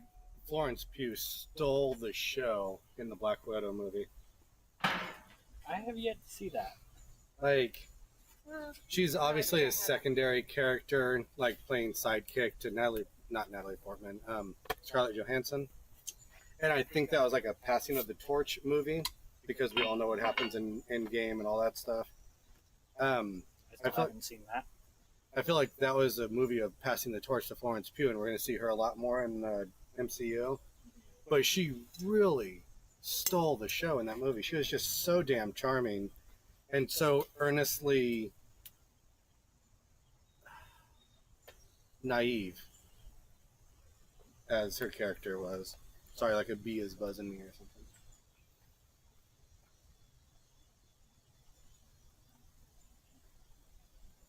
Did you get the tail number on that thing? That's huge. Get out of here. I'm allergic to you.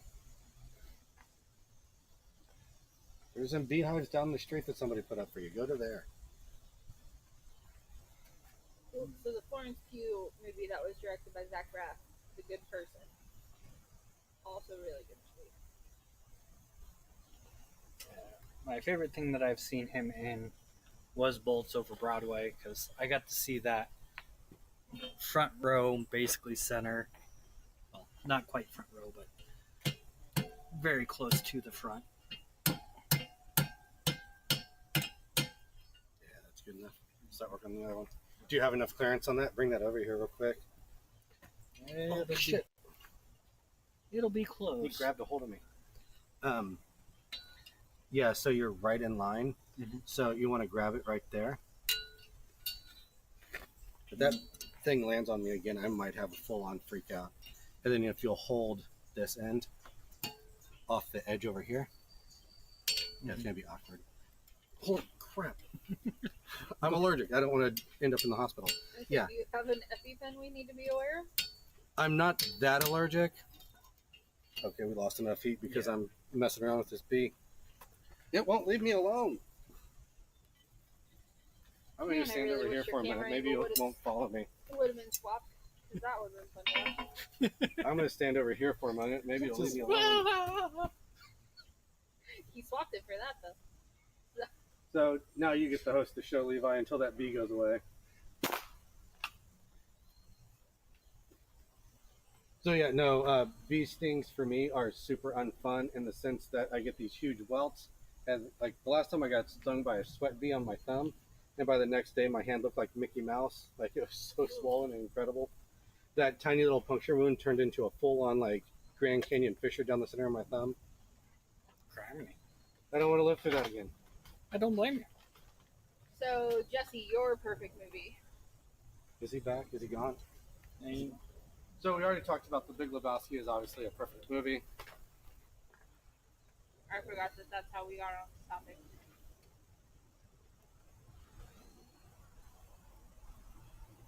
I have a whole list of perfect movies, and I can't think of any of them at the moment. This bee will not leave me alone. I know we're supposed to be saving the bees, but if this guy gets in the right position, I will end him. Because it's him or me. Oh, you can do it that way too.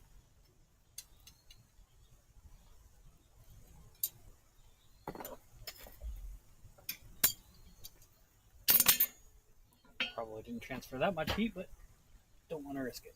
So I don't know if this is a perfect movie per se, but it is certainly a very enjoyable romp that is not overly popular, that should be more popular than it is. It's probably not because of its age, but it was also kind of a box office flop, if I remember correctly. I want to say it came out in 90, 91. So you guys were just born. The Rocketeer. Ah, that was a great movie. Incredible movie. It's a little hokey, so I don't know if it gets to be a perfect movie, but it certainly had some incredible characters. It had a great story to tell, and we got to see What's-Her-Face, which was always fun to see. I can't think of her name now. That was really good. Along the same vein, I can't even say vein, but I get the same feeling from that movie as I do from October Sky. Interesting. Not the same class of movie at all, but I see how you can spiritually talk about. Yeah, Underdog develops some really cool tech, goes and does something really cool. One's a true story and goes on to be a NASA scientist. The other one saves the day. You're correct, but I don't want to downplay Homer Hickam, who is the main character of October Sky or the book The Rocket Boys. Homer Hickam was one of the founding fathers of NASA. So he wasn't just some guy that worked Yes. there. He was a founding father. Yep. So what's great about Homer Hickam, some kid, some nobody kid, graduates college, and he does this tweet that's like, F Everybody, sit down and shut the F up. I work for NASA now. Shut up, a-holes. Like, totally uncalled for, overly aggressive, and profane tweet, right? Mm-hmm. And Homer Hickam commented on it, said, hey, why don't you calm down a little bit? Like, hey, let's have a little decorum here. Mm-hmm. And he's like, F you, I work at NASA now. To Homer Hickam. Homer Hickam made a phone call, and the kid lost his job before he even started. Yep, that was a big whoops. He had it coming. You don't talk to a national treasure like that. But yeah, The Rocketeer was an incredible movie for those of you who do not know. Oh gosh, I can't think of anybody's name. So anyways, there's the main character who is a stunt pilot at little tiny air shows. This is like in the 40s. In these little tiny air shows, and he flies the plane, and he has this big deal where he's always chewing on gum, and his mentor is always annoyed by that. He's got a super cute girlfriend that in the comic book she was modeled after Betty Page. I wish I could remember that girl's name that plays her, because she absolutely crushed the role. But anyways, some bad guys, like some people stole a piece of tech from the Nazis and hide it in a car at the airfield. And our protagonist jumps in the back seat and lands on something hard. He's like, what the heck is this? And he pulls out a wooden crate, and it's a jetpack. And he and his mentor experiment with it a little bit and figure out how to get it actually operational. And so they build a really cool helmet, and then he becomes the Rocketeer, and he flies around, and he's trying to save the airfield because there's no money, kind of thing. And like his girlfriend is flirting with some famous actor kind of guy, and he turns out to be a Nazi, and it's this whole big thing. It's an incredible ride.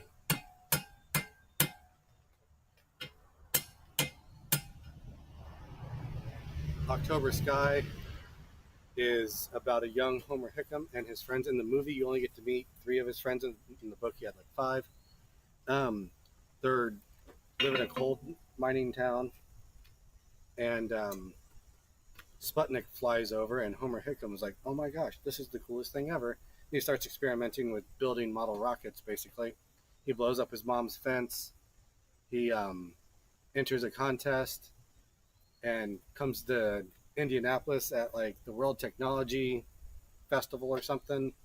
He meets Warner von Braun, and it's a really great like coming to age kind of story. Homer Hickam goes on to become one of the founding fathers of NASA. Yeah. It's got the blonde lady from Jurassic Park in it as his teacher. I can't think of her name.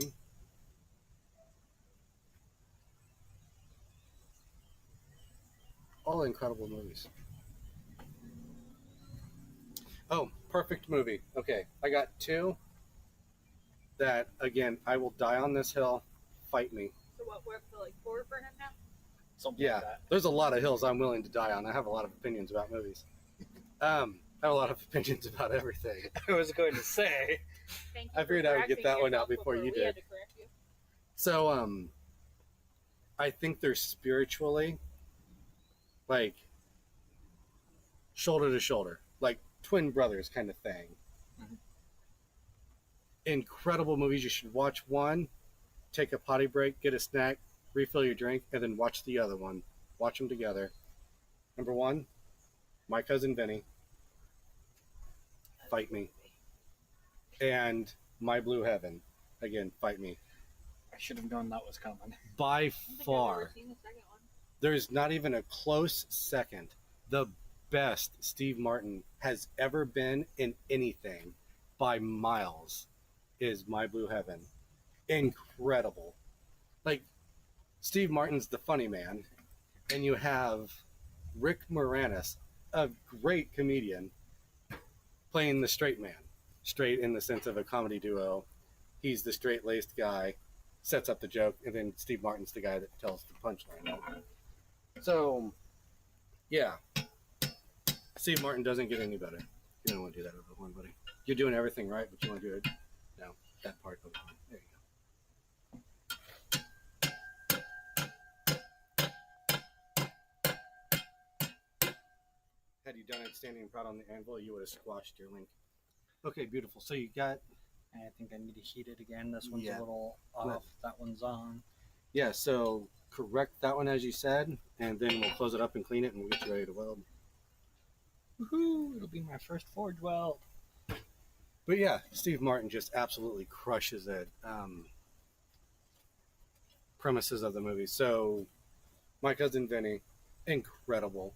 It's got Joe Pesci, the incredible names are escaping me today. Marissa Tomei, in my favorite role that she's ever done, as the main love interest of Joe Pesci's character. And then Joe DiMaggio of Karate Kid fame. And then the guy that played Eddie Munster is in it. The big guy. I think that's Eddie Munster, right? He's the judge. So Joe DiMaggio's character and his buddy stop into this tiny little like Quickie Mart kind of thing in Alabama. And they buy some stuff. And Joe DiMaggio is running out of hands and stuff. So he sticks a can of tuna in his pocket. He pays for his stuff, forgets about the tuna, gets in the car, and they drive off. Big deal. He's like, oh, hey, oops, you know. And then the police show up and pull him over and take him to jail. And the police officer is like, so at what point did you kill the clerk? And Joe DiMaggio's character goes, I killed the clerk? He goes, yeah. At what point did you decide to kill the clerk? He's like, I killed the clerk? He's like, I know you did, but why'd you do it? He's like, I killed the clerk? Saying it in, like, as a question, I killed the clerk? But the cop takes it as a confession. They end up in jail for murder because right after they left, the clerk was murdered. Spoiler alert, it wasn't them.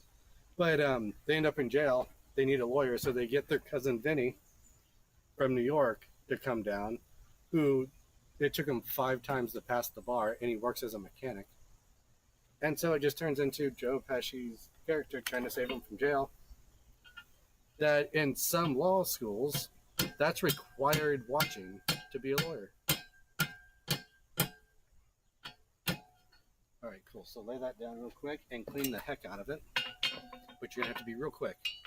Real quick. Clean the heck out of it, and then you're going to give it a smack to squash it down on top of each other.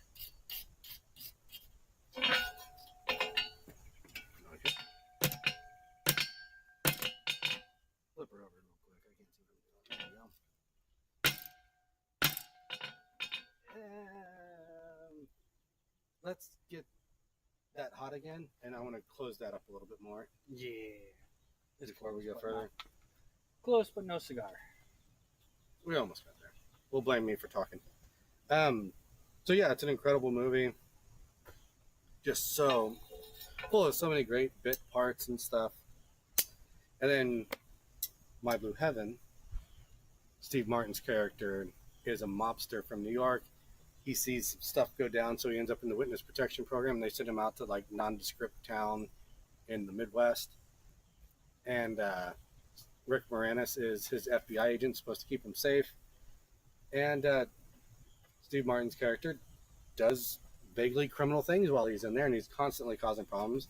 Then he meets up with some other mobster buddies that have also been relocated to this town, and some wild things happen. It's an incredible movie filled with great one-liners, some of which I can't repeat on the stream.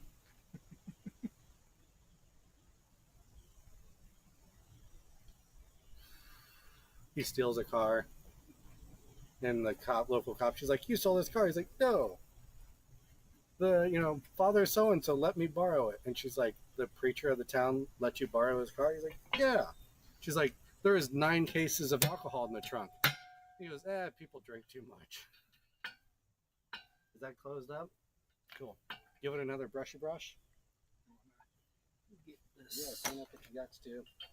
Let's try to maintain that red heat. Oh, you're good. I wouldn't fight that any further. You got it good. So now you want to cover all the crevasses with this stuff. Don't be overly liberal, but don't be stingy. There you go. Flip her over. Make sure you get all those edges. You can throw it down too. That's fine.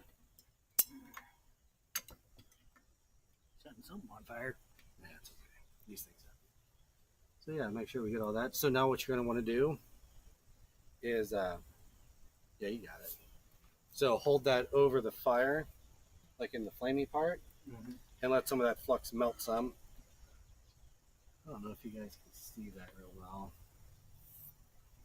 No, that's not gonna work.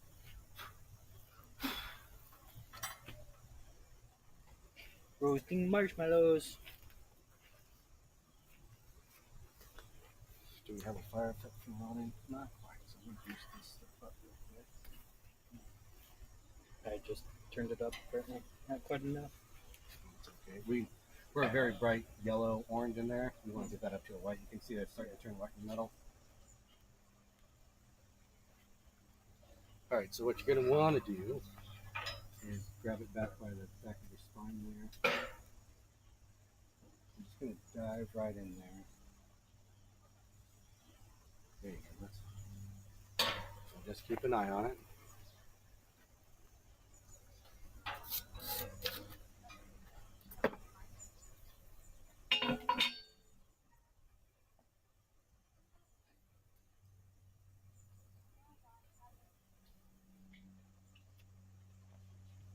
Actually, just pause for just a second to see where we're cooking.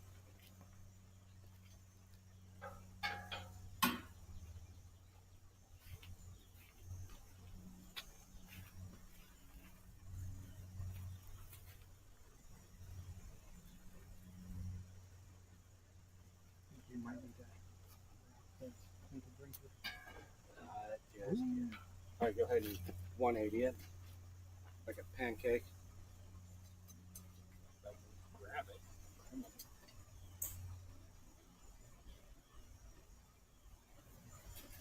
There you go.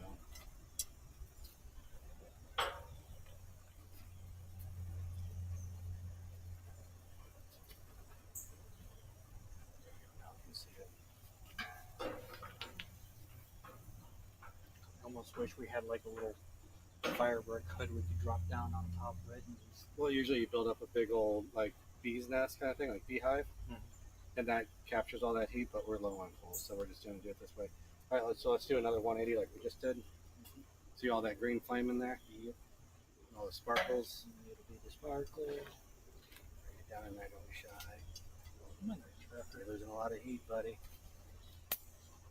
Okay, right there. Don't move. There we go. So if you'll notice, the coal is this bright white right here, and you can see that your metal is getting very close to that. Yep. So when you start to lose these lines and it starts to blend in, that's when you're going to want to flip it over. But you're going to want to be really quick about it. We're not quite there yet.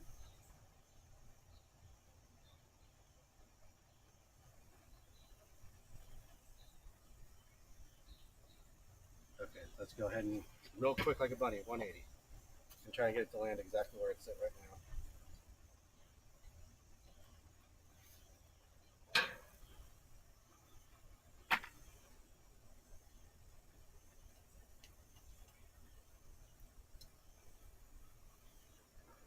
You can see the flux bubbling. There we go. All right, you can see right there you're getting little blisters. You're getting very close. So what I would do right now, hold on, before you do anything, make sure that when you pick up the hammer, you're going to have the round inside. And try to make it one step, come over, and wrap it gentle like that, and then right back in the fire. Hurry, quickly like a bunny. Rapid fire. A little bit more than that. Do a little bit more heavier hit. All right, back in the fire. Keep in mind the anvil acts like a heat sink, so you only get a couple of smacks before you lose all your heat. So you want it to get back up to that, and remember you want to hit a little bit harder. That's what you're going for.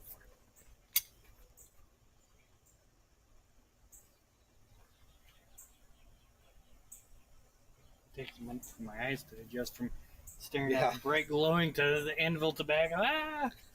Paul says to stare at the cold part of the coal and only watch out the peripheral. And when it gets there, then when you look, your main focus, your eyes aren't. Okay, 180. Yeah, perfect. That was a perfect flip for what you're doing. I could actually grab it that time. Lost the green.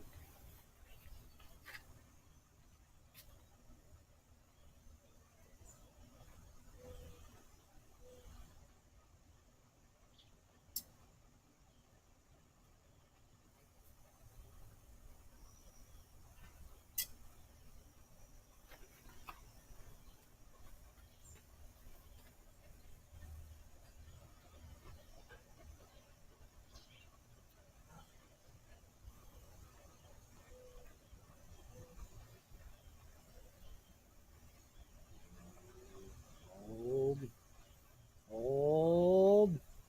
Almost there. Stay on target. You went Star Wars. I started Breitbart. At least we didn't go Hodor. Yeah, I didn't watch that show. When I didn't have to watch it, I stopped watching it. Let's go ahead and come out and give it a couple more smacky smacks. I think we might be there. I really liked the books. I didn't so much care for the. Flip it over. A couple smacks. Back in the fire. That bee needs to leave me alone. I've already smacked him once since he's come back. You get your cigar lighter hot and smack him with that. I might just smack him with my hat a couple times.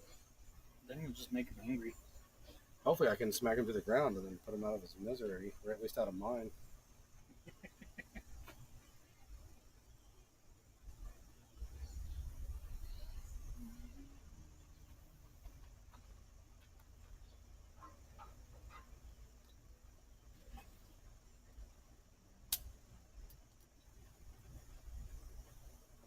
Give it a little bit of a blanket to capture some of that.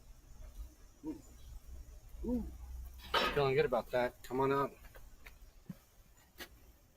Flip it. Give it a couple smacks. I can't tell if that's weld or not. Alright, let's jump back in the heat. Get down there in that white. So when you come out, you're going to come out holding the side and bring it over the horn and then kind of blend in those Wings. yeah. But be careful about that because if the weld's not set when you hit it, it may shear off. So be very careful about how hard you hit it when you come out. But also don't be too light or you won't actually do anything.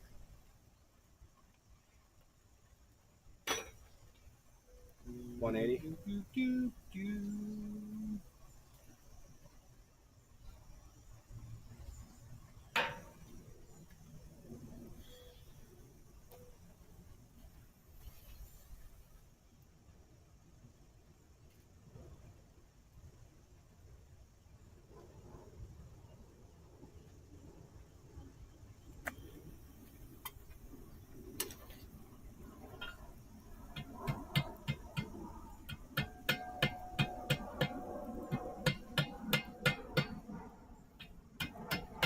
Bring that over to the flat real quick. We didn't weld. No, we didn't. Flip it upside down. Let's get that super hot.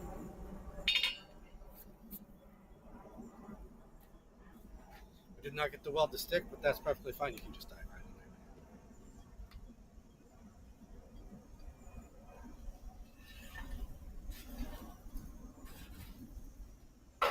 That's how we got on the full out. That more in there.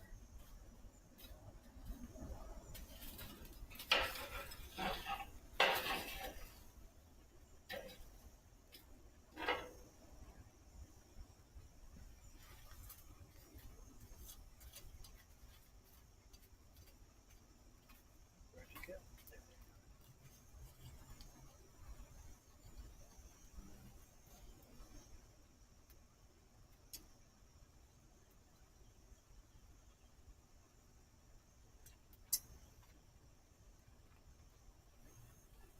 Are you going back to the horn or are you going to the flat surface? We're gonna flip and then stick Work back the flat.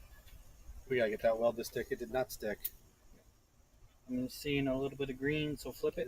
Wait a little bit longer. Not right. Like green is the. And there's early. green and sparks, so. All right, you getting sparks? I don't see any sparks. I don't see sparks. Yeah. Try to stay down in there. Like, don't come out of the fire. Like, just stay in there.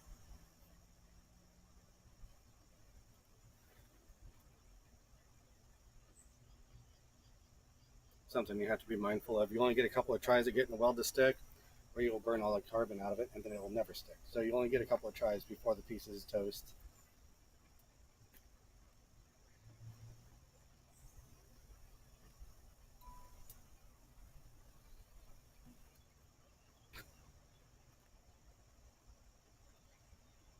I think I used. You want to do another flip. You're not going to be ready to weld just yet. Wait till that's green for a little bit, and then flip it.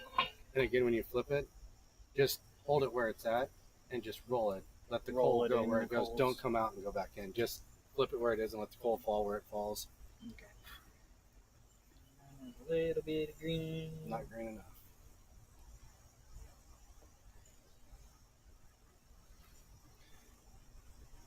So yeah, you're seeing like the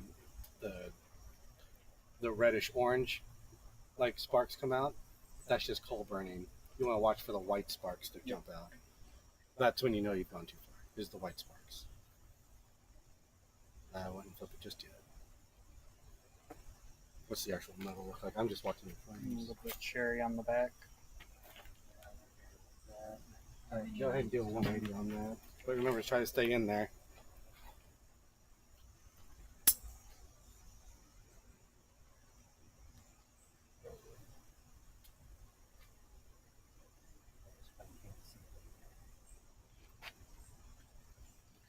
I might be off to the side of the pot a little bit.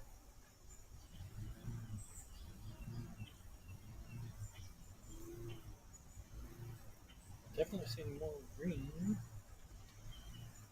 Yeah. I think I went for 2 fast taps and not quite hard enough.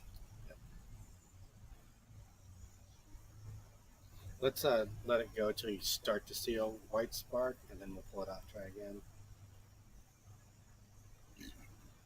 Excuse me.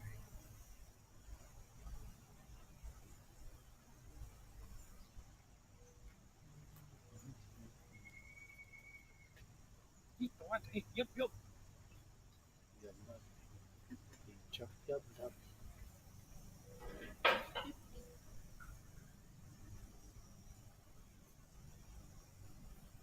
Don't mind me, I'm just taking a peek.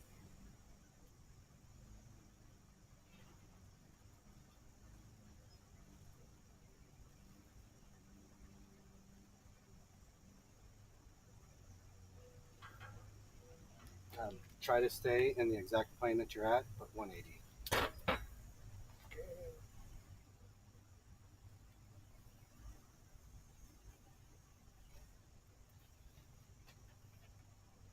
Can you move that chunk right down? I like what I'm seeing. We're not quite there yet, but I like what I saw. I'd give it a count to like 25, and then come out and go to work.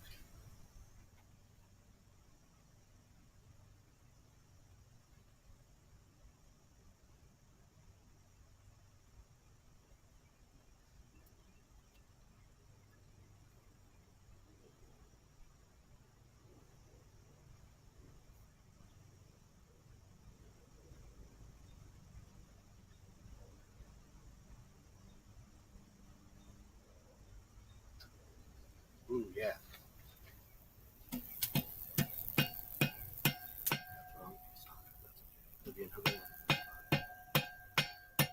You're too cold now. Do we at least get it stuck? Can I see that?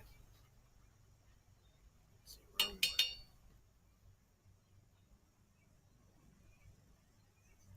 You may have got that stuck on that one.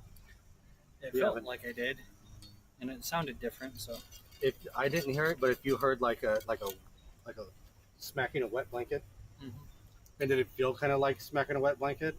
yeah, it felt more like hitting sand when you compact it. Yeah, So You got a burn spot on it, but yeah, it's all right. That's character.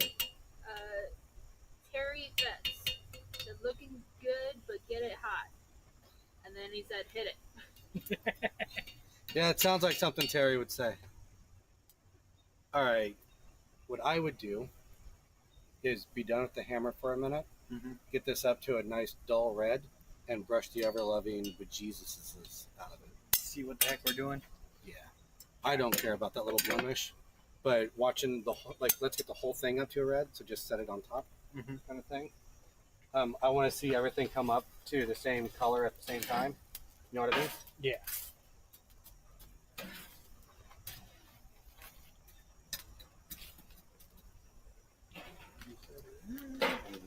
Just set it down a little bit.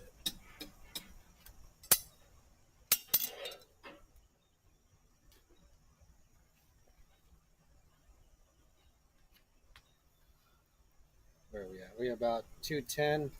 Got 30% of battery left. Think I can bind these all together in a relatively quick fashion? Probably. We'll see. It's a pain in the butt, but we might be able to make it happen. Get a 3-link chain going. I feel like this stream went by real fast. Yeah. Can't believe it's 8:15 already. You kept a pretty good pace bouncing in and out of that fire, and you had good story time going. Yeah, like it's a good stream. So next week we can't talk about movie trivia because we pretty much handled all that today. Terry said, "Don't hate." No hate.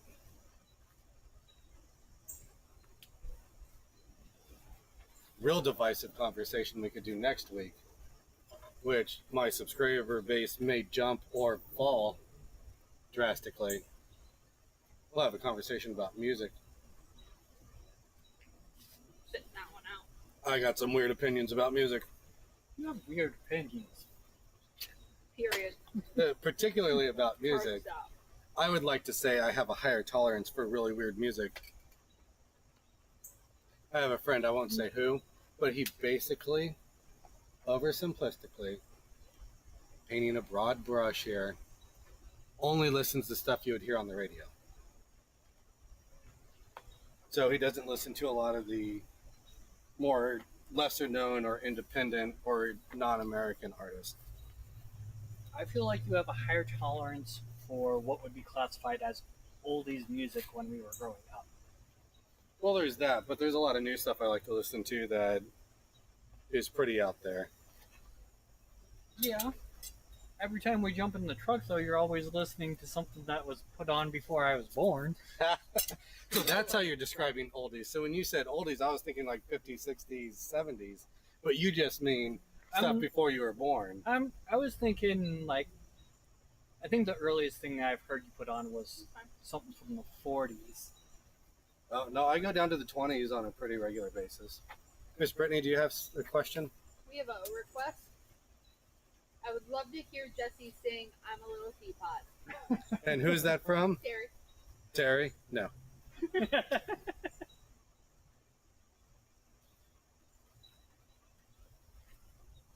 Sell me $50 and I will. 3 minutes later, we hear your phone go ding. He doesn't have my cell phone number, so he can't. Donate on YouTube. Can you do that? I think so. I think that's the thing you can do. Maybe you have to have something set up first. I'm signing you up for something, and you have to do it if people say yes. Excuse me? Then I'm signing you up for something. I don't like that you said that, and then my phone went ding. Okay, it was nothing important. Never mind.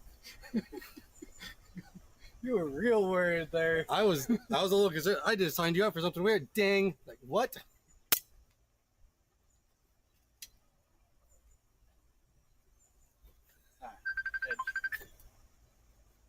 What the heck? Oh, yeah, I can't answer your phone call right now, dude, because I'm streaming from my phone. And if I do anything outside of the stream thing, it messes with the stream.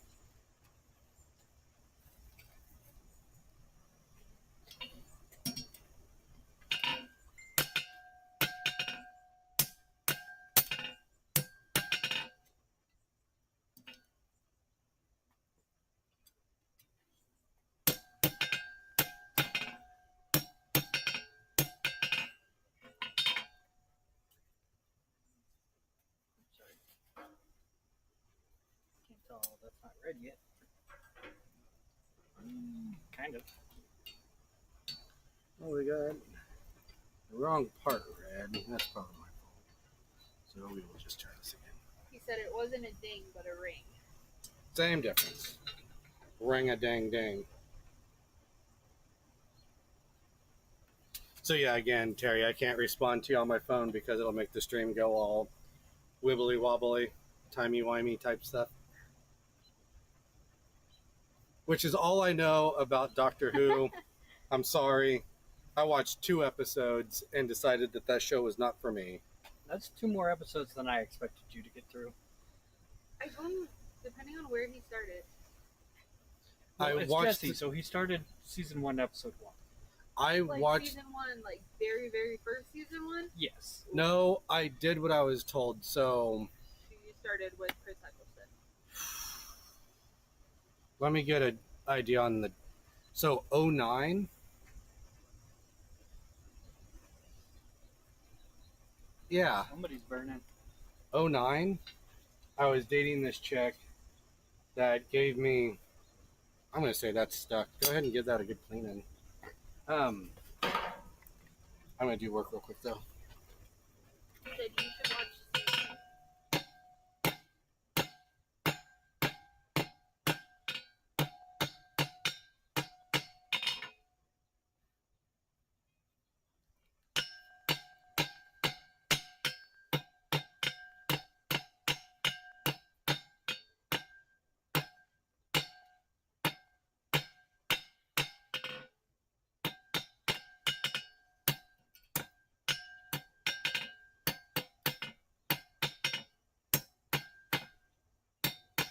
So I dated this chick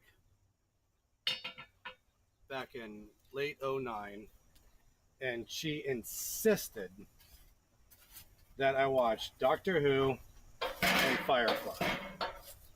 So she gave me her DVDs of those shows and said, with Doctor Who, just start disc 1, episode 1, yada yada, and then watch all of Firefly.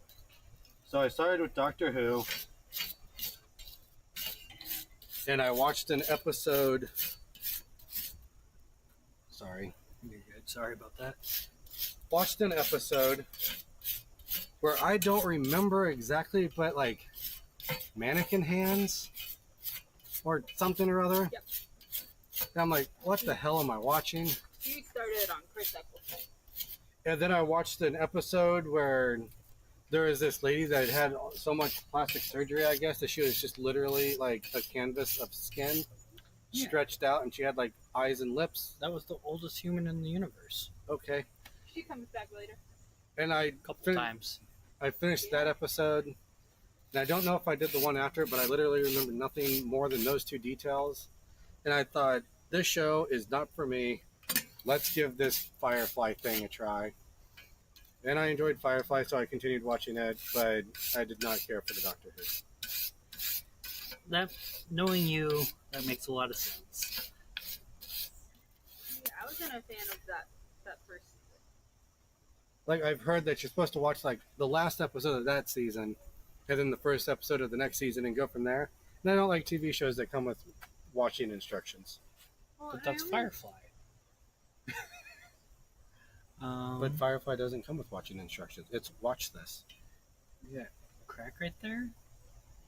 Maybe? Yeah, well, we're not towing anything with this chain. It'll be fine. Okay. She ugly, but she a chain link. It's my first one. It happens, man. Terry's got a couple of comments. Should watch Sleepy Hollow. Sleepy Hollow is good. And then he also said if you've watched Grimm, I think we should make some of those weapons.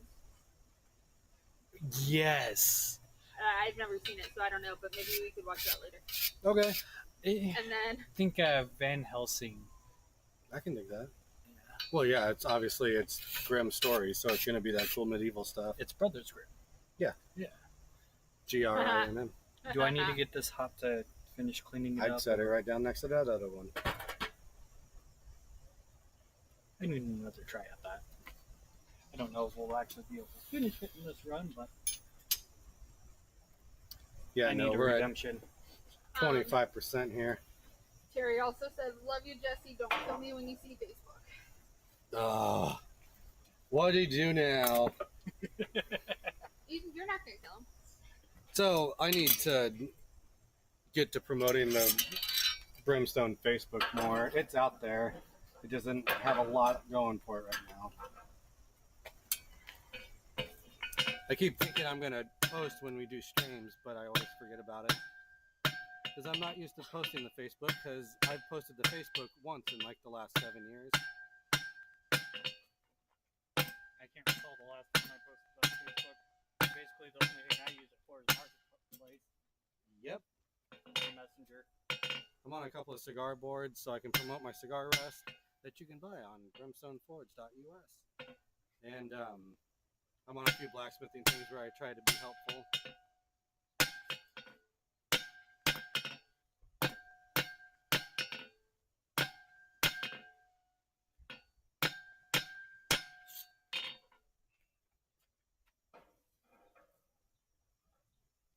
So yeah, jump on the Facebook and look up Brimstone Forge. I'm on there. The logo should match. I don't know if it's Brimstone Forge US or just Brimstone Forge. But find my logo on the Facebook. And of course, TikTok, Brimstone Forge US. Twitch, same name. YouTube, same name.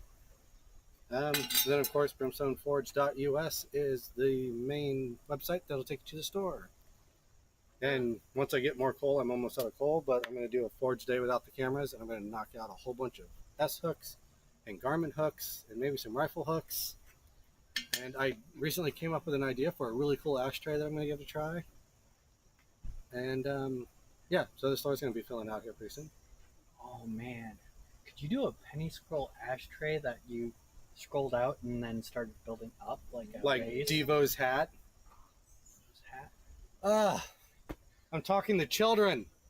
I never had the opportunity to watch many movies growing up. Brittany, will you please Google image search Devo, D-I-V-O, and show him the red hats that they wore, please? I thought you were about to be like, "Can you please explain this?" No, because I didn't expect you to know what that was either. Terry made a special Facebook post about you getting subscribers and saying, "I'm a little teapot." Oh, all right. And shared your page. Hey, thanks, Terry. I appreciate the efforts there. And I made that terrible. That's terrible. Terrible? Ha! I'm tearing up this hook.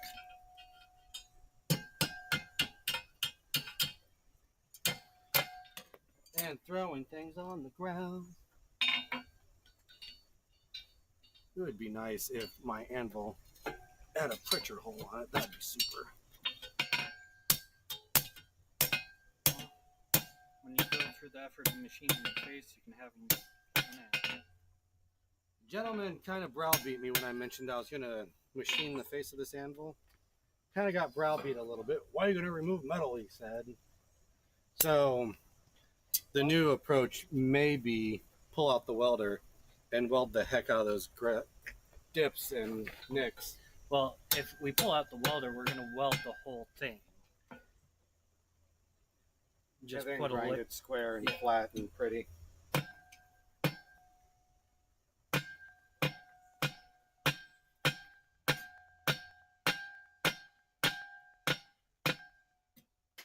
You know, that's an interesting concept that you mentioned.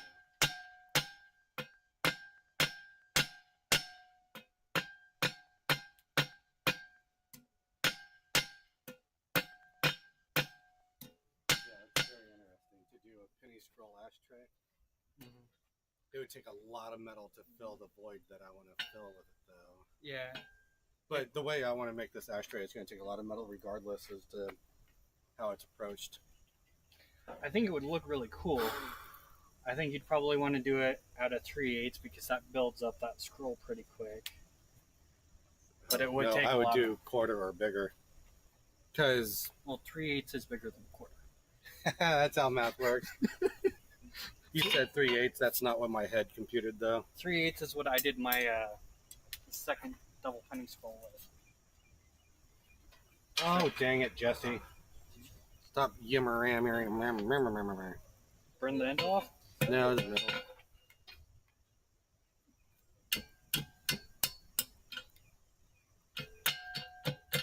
Nope. Did it again.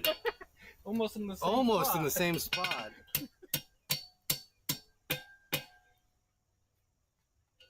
nervous about having to sit on a little teapot. I don't know about that. I mean, Still it's about a half inch already off. No, out it's there. still off. So I feel like you kind of have to. I'm You just, made the post and everything.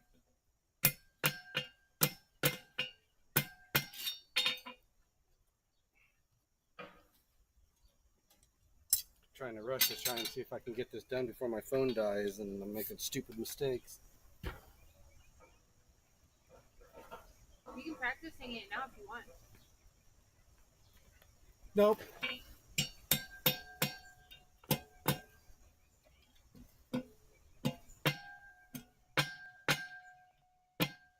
Did you pull up a Devo hat for Levi?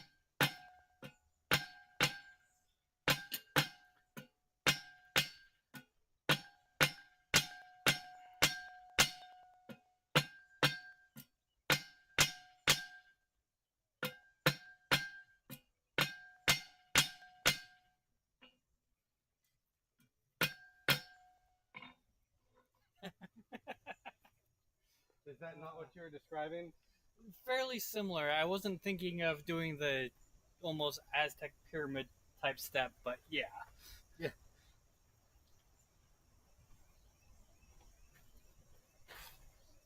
You got a little nub there and there. Let's talk about it for a really long time while my piece burns up in the fire. Sorry.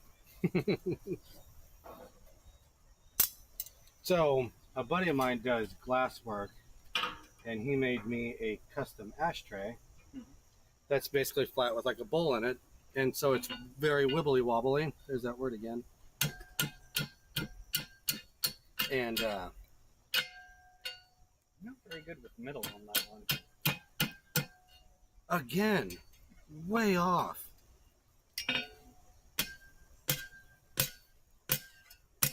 Yeah, let's just curl it all over.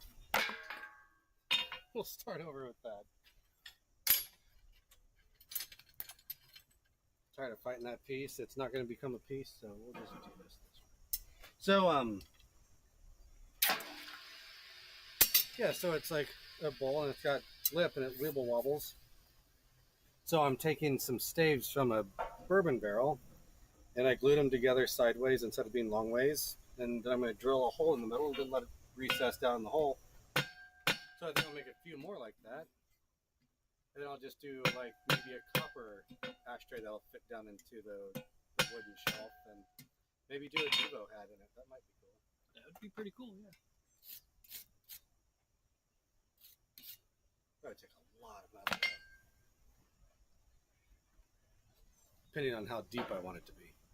But I bought a hole saw that's 4.5 inches. It was like $50, so I don't want to just use it for one project. So I figure I'll make up a whole bunch of those ashtrays and marry up some metal with it. It'll be a limited edition cigar ashtray on the store. We should weld a couple of the cigar rests to the corners of it. Maybe.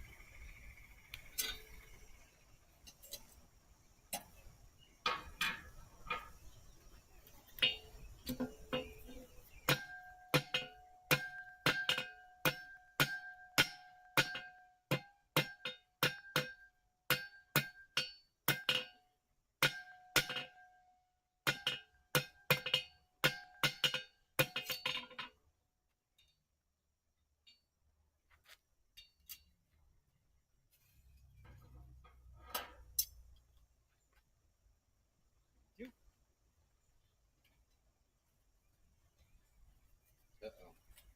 What'd you do? Brittany added a photo of me to the Facebook. I don't know what it is, though.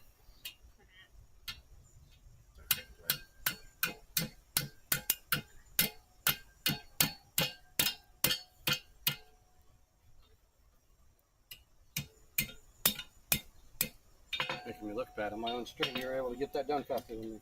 I'm still way off. I don't know if that's I could probably throw that in the heat and bring it down. It's a I'm lot going of- to try to.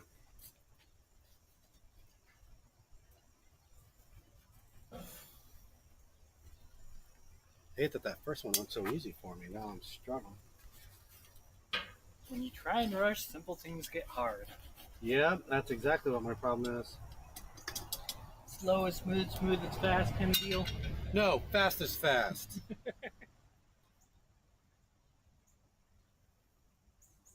I wonder if there's like a beehive around here that I'm not seeing, and he's just trying to defend his turf. I don't think so. There'd be more than that one, and he showed up and He was being a real jerk. you were green and smelled like,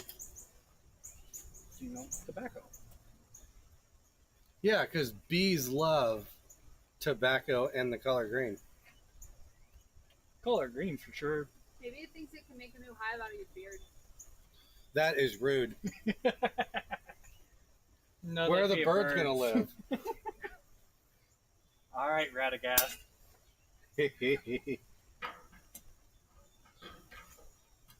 I have a pipe named Radagast. Maybe one of these trees you'll have to break a pipe instead. Maybe. Or just have fall on for that aesthetic. Sitting in the background in a rocking chair. I can see it. He's judging you. So you can get it hot. Actually, me and Paul have talked about doing a stream together. Making my least favorite thing to make.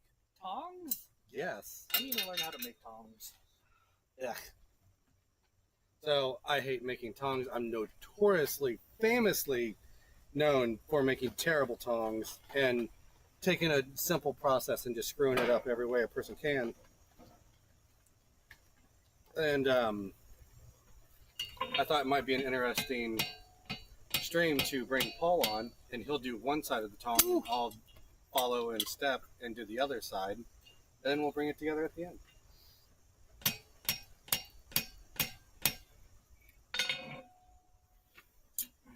That bee is back. I heard it. Bro.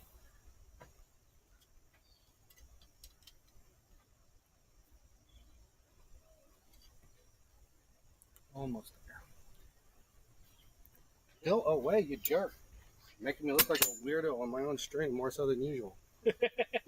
Thanks for the qualifier there. I have to qualify my stuff because you guys have been keeping me honest all night. Somebody's got to. That is true. You guys are like those old puppets from Sesame Street. Which ones? The ones that sit up in the balcony. Is that, Oh, no, that's the Muppets, not Sesame Street. Same difference. the differences are the same, yes. Come on, don't be Terry a- said, I'd be careful or you might piss off a beekeeper.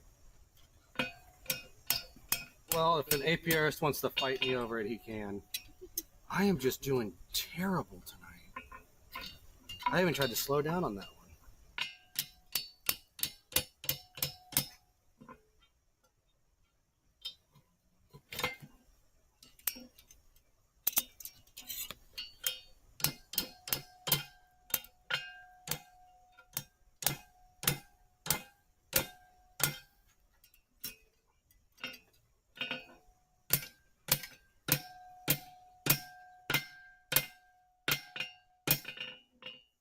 Chunk of my anvil, if you all got to see that. Yeah, pretty little spark. There's no excuse for you. Right. You have room to talk. Sorry, Laura. He was referring to the movie. I didn't see that one either. Is that the Nicolas Cage movie where they stick his head in a basket of bees? Bees! He screams. Just like that.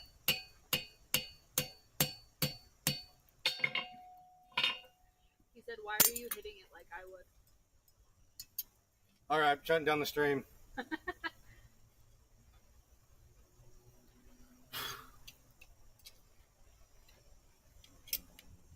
He said Jason Statham.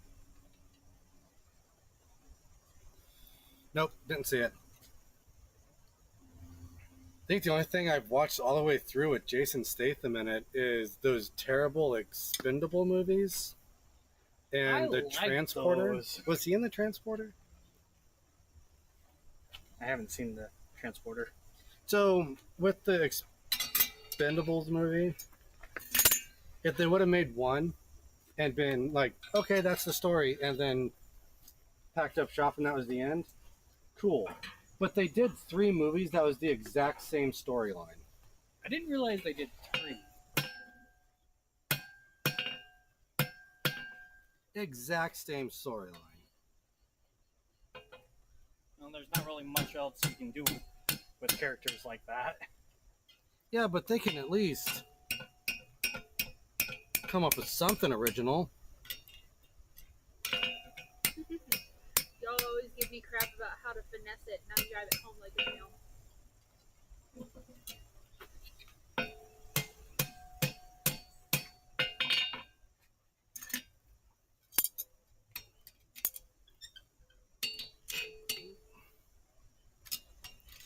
Let's get her hot, Jesse.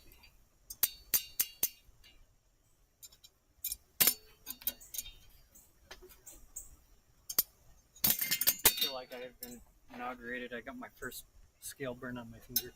Hey, welcome to the party. Right? Welcome to the club. There's many more for that to come. That's not the one that I needed to twist.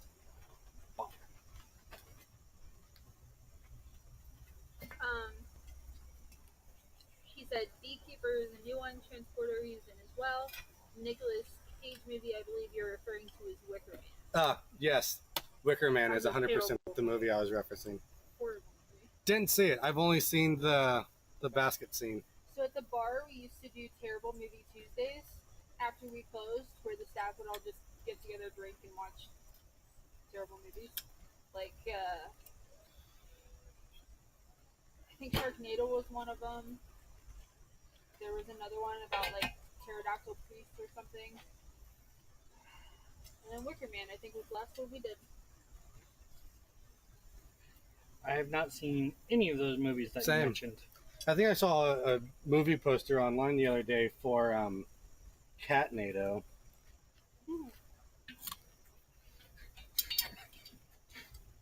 Oh boy, I caught myself there. We